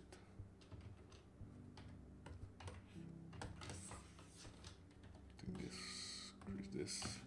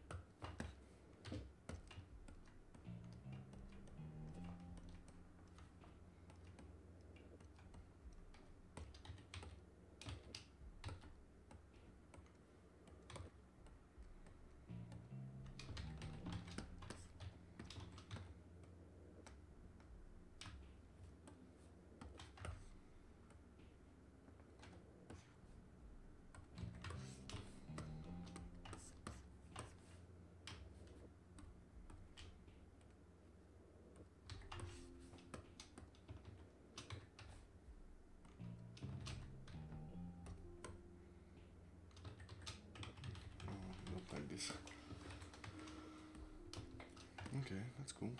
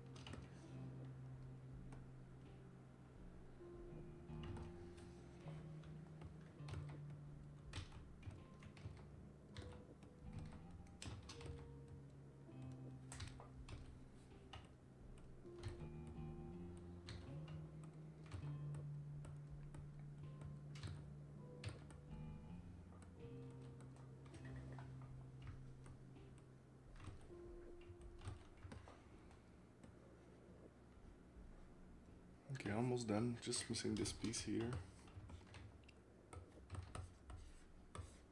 I'm gonna do a kind of a strap too here.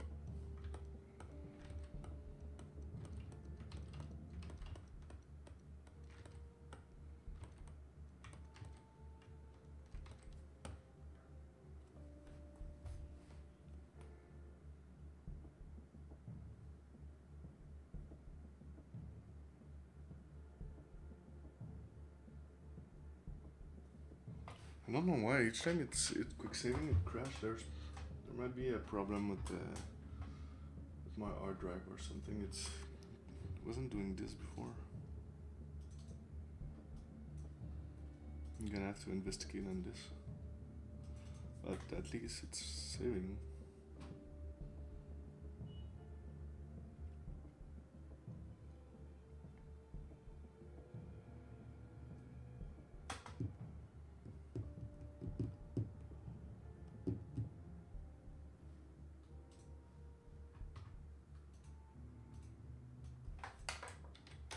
Sometimes there's a subtool that is corrupted. Like I have so much subtool. I should try to clean it up.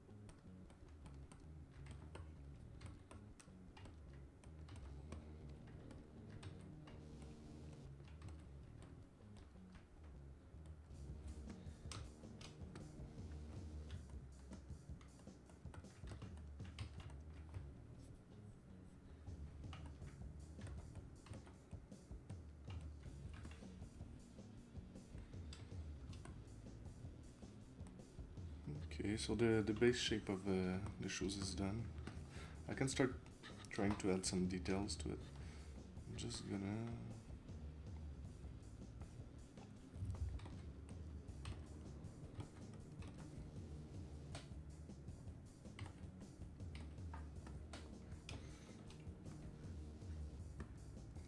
I'm just gonna add one more shape to it, then I'm gonna start to add details.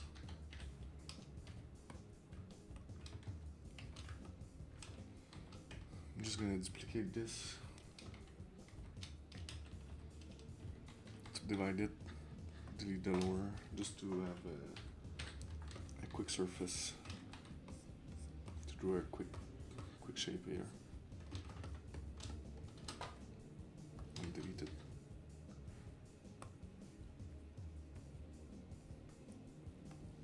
Ah, crap.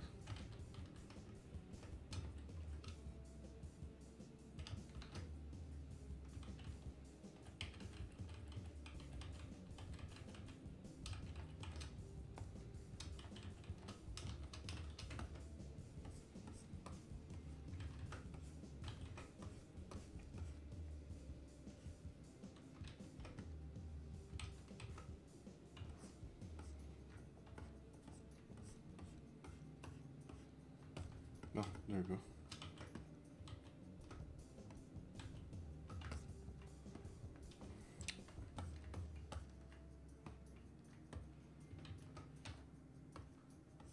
So that was in the hidden part. Okay. Then, well, there we go.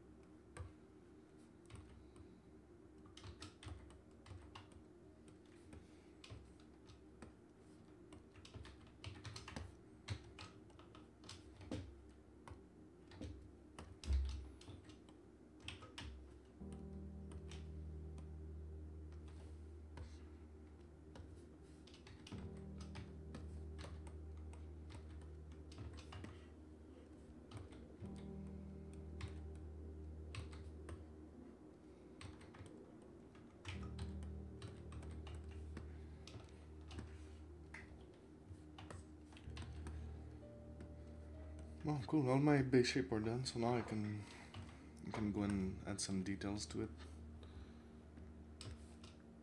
I'm just gonna save it and then start to clean this up, add some details.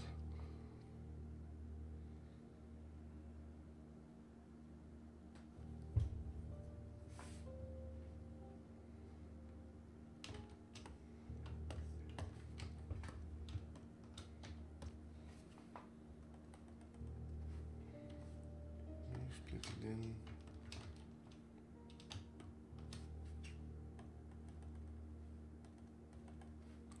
So what I'm doing now is I'm splitting all the parts.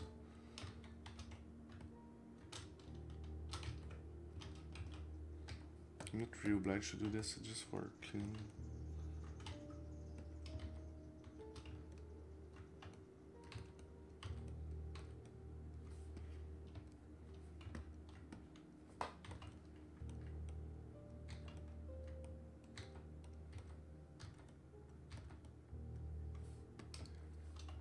So I can start subdividing this a couple of times.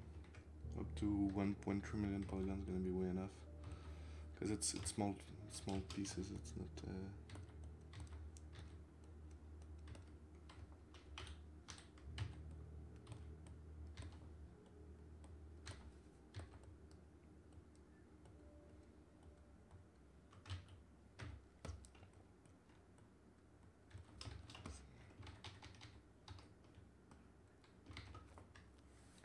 Can go browse into my alpha library.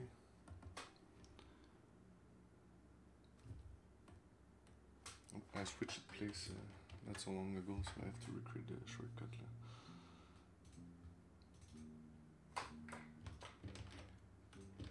So I'm just copying this. This is a folder to my 4.7, and then I'm passing the shortcut. I can delete this one. I can call it ZBL from ZBrush library.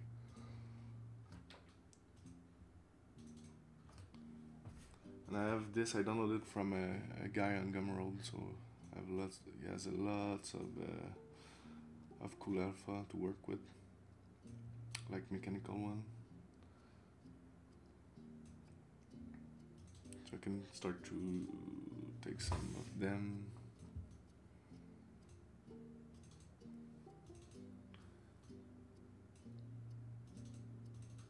That's cool. Some clips like this would be nice.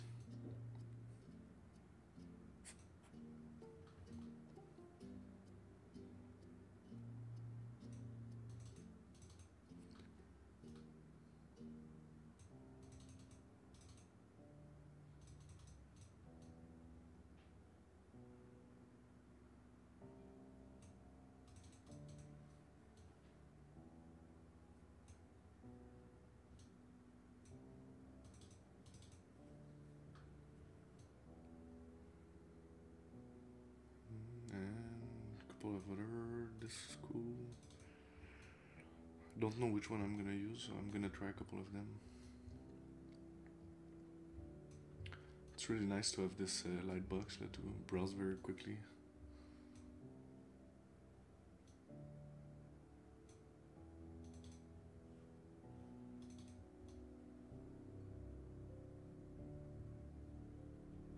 Okay, that should be enough.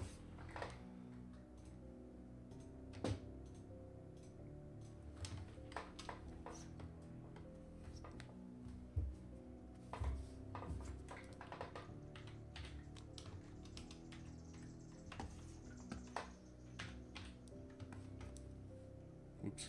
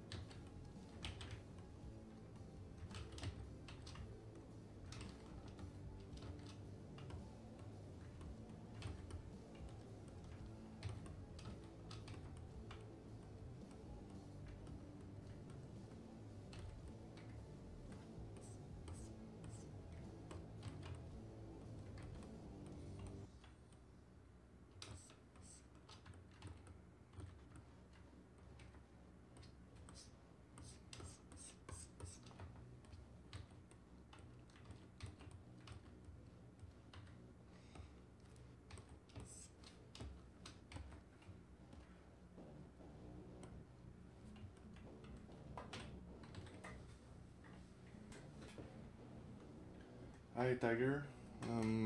Is a 3D artist a goal worth following? It depend what you want to do, how much involved you want to be, and the processes. For me, it took a long time.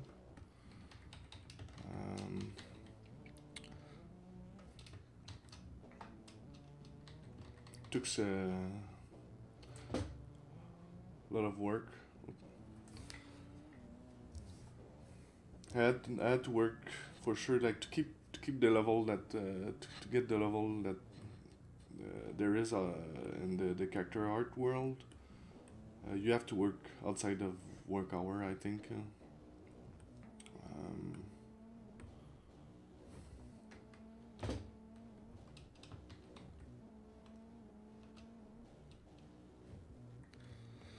Yeah, you have to work outside of work hour. You have to.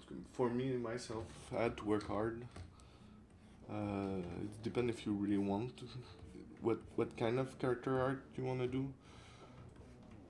There's a lot of different style. Like if you do human, if you want to do cloth and stuff, and like realistic character, there's gonna be a lot of cloth involved. If you want to do more sci-fi, it's gonna be a lot of more of a polysculpt. Medieval too. It's like you can have very different style. If you want to do more stylized, like pixel art stuff too, it's very different.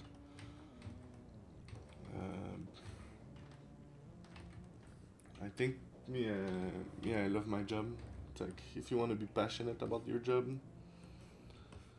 and do what you like during work, yes, of course, it's a goal, but it's gonna involve like a lot of work because there's a lot of very good talent out there, and they're like in a company like in our game, there's like 4 character artists in the.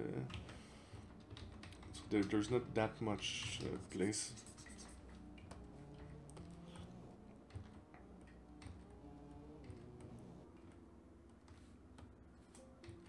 So yeah, it depends, but I would say yes for sure.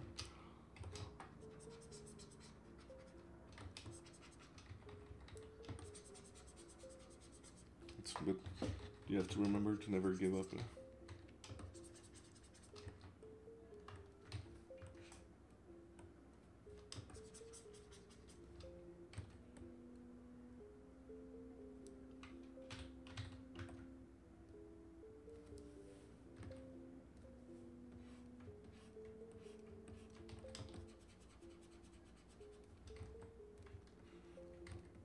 But say if you're in a school and you do like one super crazy character, you have good chance to get a job, and depend where you're in the world. Because me, I'm lucky I'm in Montreal, and there's like a lot of company here. We have Ubisoft that have like almost 2,000 employees. There's a lot of VFX company too, Framestore, NPC, etc. Me, I'm working at EA. There's a lot of we're growing a lot. But you know, if you're in a part of the world that there's not much company, you're gonna have to get a visa to go work, to go somewhere else, and that can be a bit more difficult because they're gonna hire probably locals before. If they hire someone from outside the country, the skill has to be very strong. But if you're a local, you might have a bit more chance to get the job because they don't have to create the visa and everything. So it's all this to consider. If you can have a visa before getting hired, it might help, might not. It's very.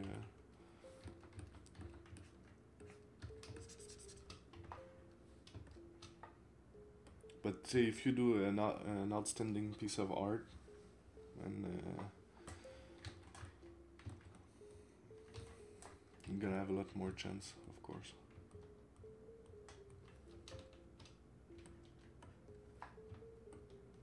Because the first thing they it's gonna crash, I guess.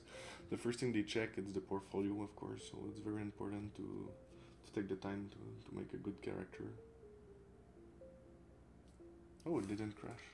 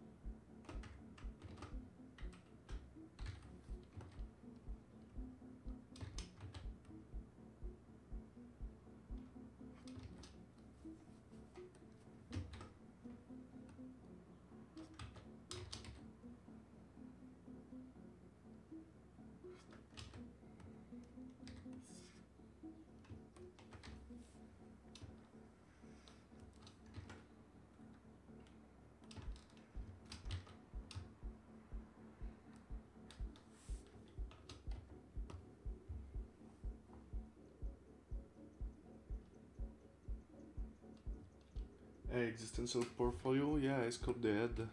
I start from a base mesh I had, but it's, yeah.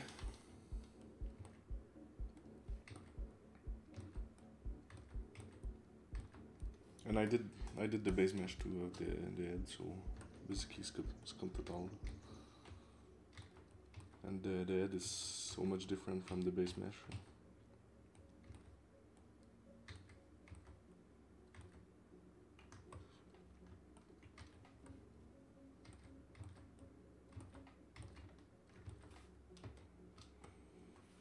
I would say it was about 1 or 2 weeks of sculpt, just the head. Took a while, and it's not done. It's not perfect. I'm gonna enhance it a little bit when I'm gonna be done. If I want to do a nice render over, it's gonna be important that the head is very clean.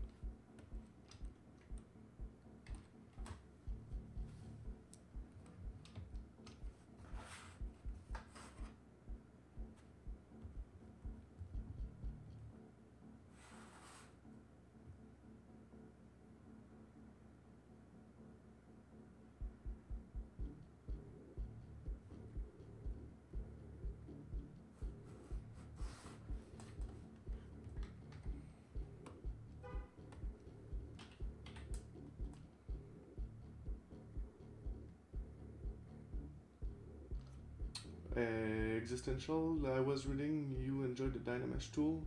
When sculpting, do you sketch out the figure in Dynamesh? Yes. I can show you quickly the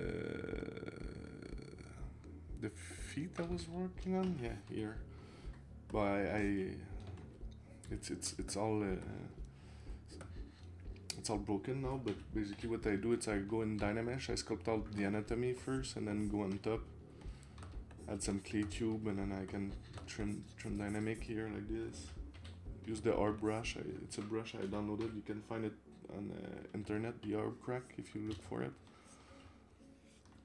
And then I can sketch my ideas like this. And yeah, and then after I'm building the piece on top of it. But yeah, I always start with the Dynamesh. I start with the anatomy first and the pose.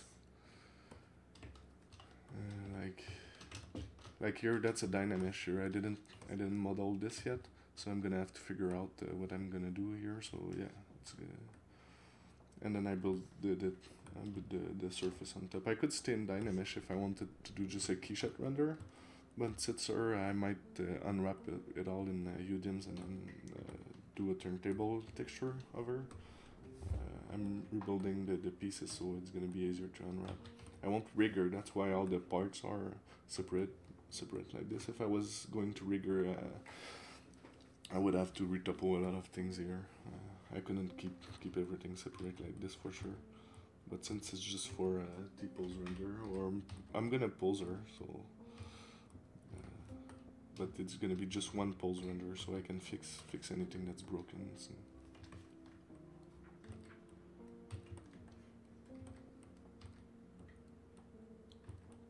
But yeah, that's a concept I'm trying to do. Also, like I'm not based on any concept, and I try to not look at any reference. So it's there's a lot of things that maybe doesn't make sense, but it's just for fun.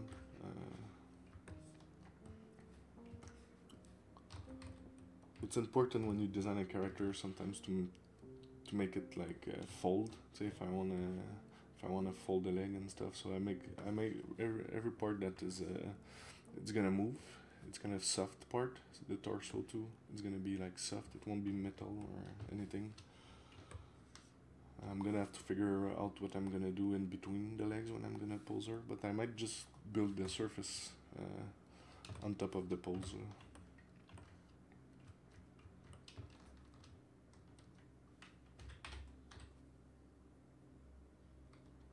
Cool, man. Yeah, I have. It's my third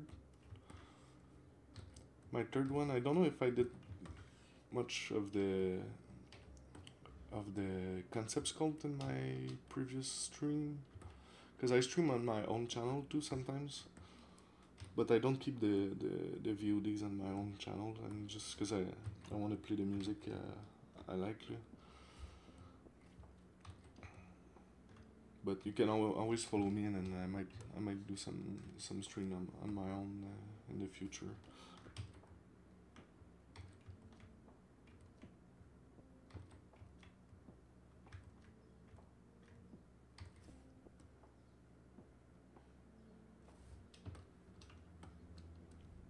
I think the next stream I might do the if you're interested, I might work on the ends, the anatomy of the end. I wanted to do it today, but I need to take some reference picture. I think I'm gonna take some picture of my girlfriends and then do a turnaround of her end. So it's gonna be a very, very good reference.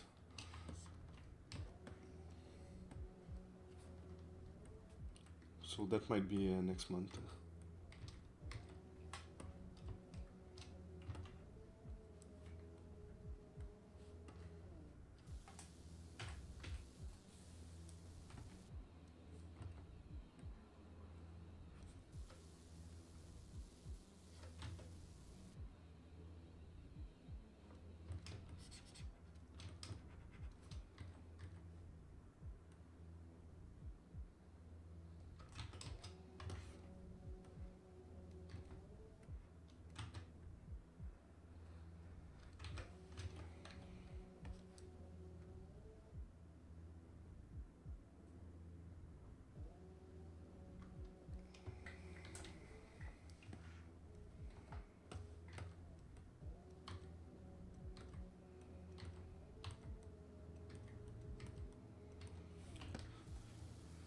But basically, when I concept my model, I use two brushes. It's the clay tube, the move tool, maybe more than two brushes, but trim dynamic, edge polish, a couple. But I don't use that much brushes. You can see here, I use the clay tube. Clay TT, it's a version of the clay tube, but the intensity is a bit lower, inflate a little bit. But a lot of the trim dynamic, edge polish, clip curve.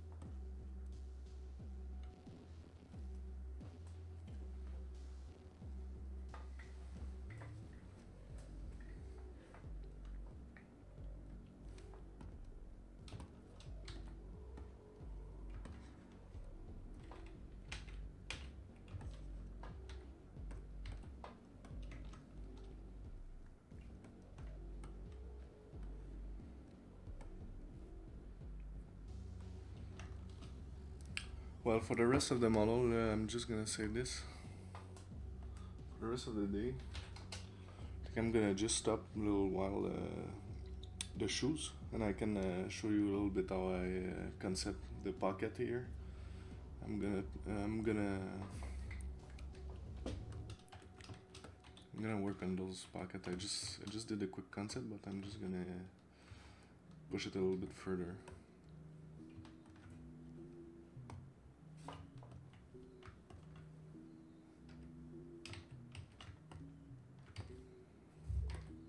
So that's all Dynamesh. I just started from a cube.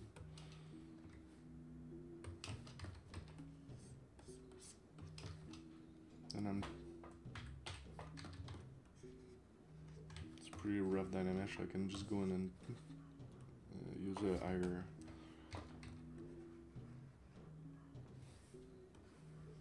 Dynamesh resolution.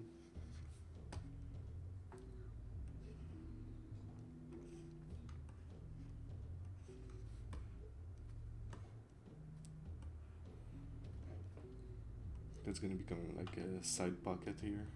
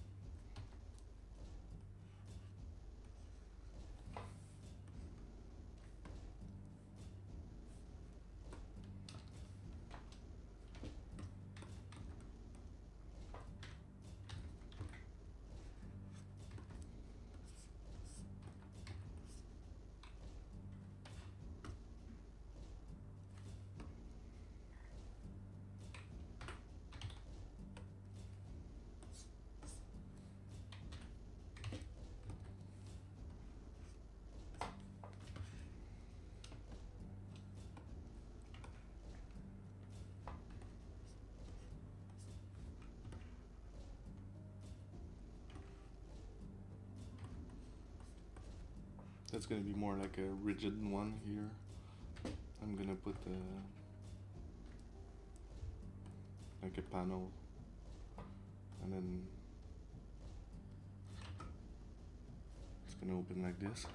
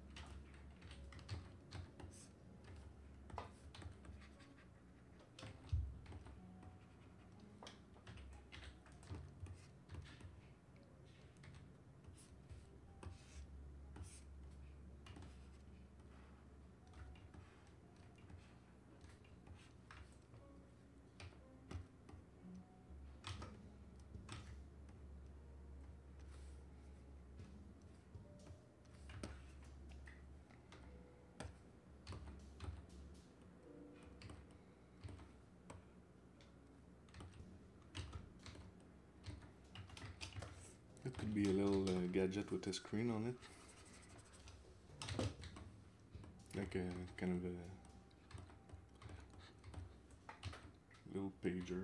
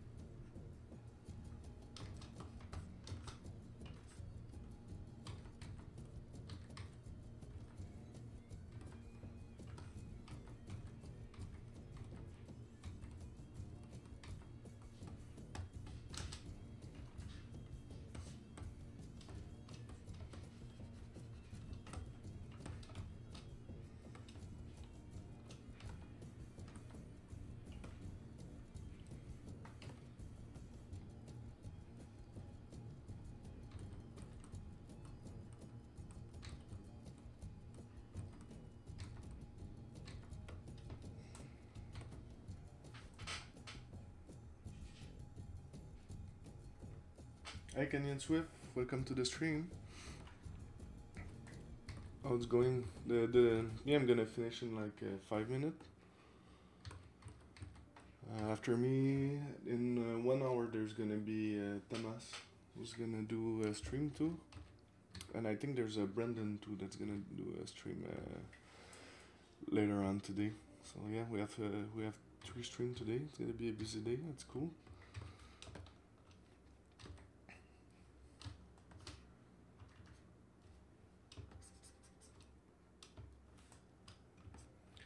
For me, it's it's 2 o'clock, so still have the day. It's super sunny outside. I'm doing some ZBrush as usual, but yeah, I might go on the terrace later on.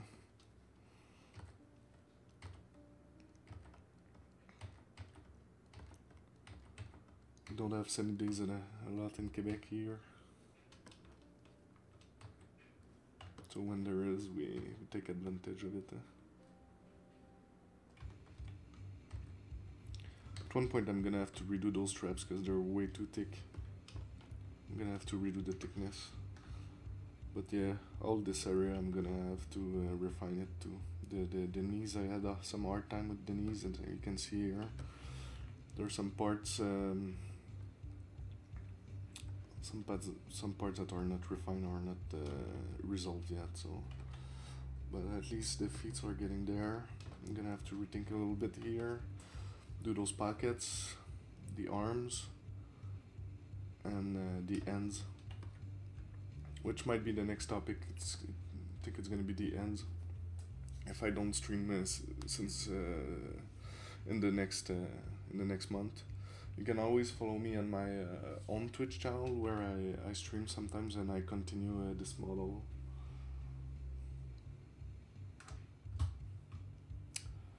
So yeah, that's it for today, and thanks for passing by. And don't forget to check Thomas, who's next in 1 hour. So yeah, thanks a lot, and have a great day.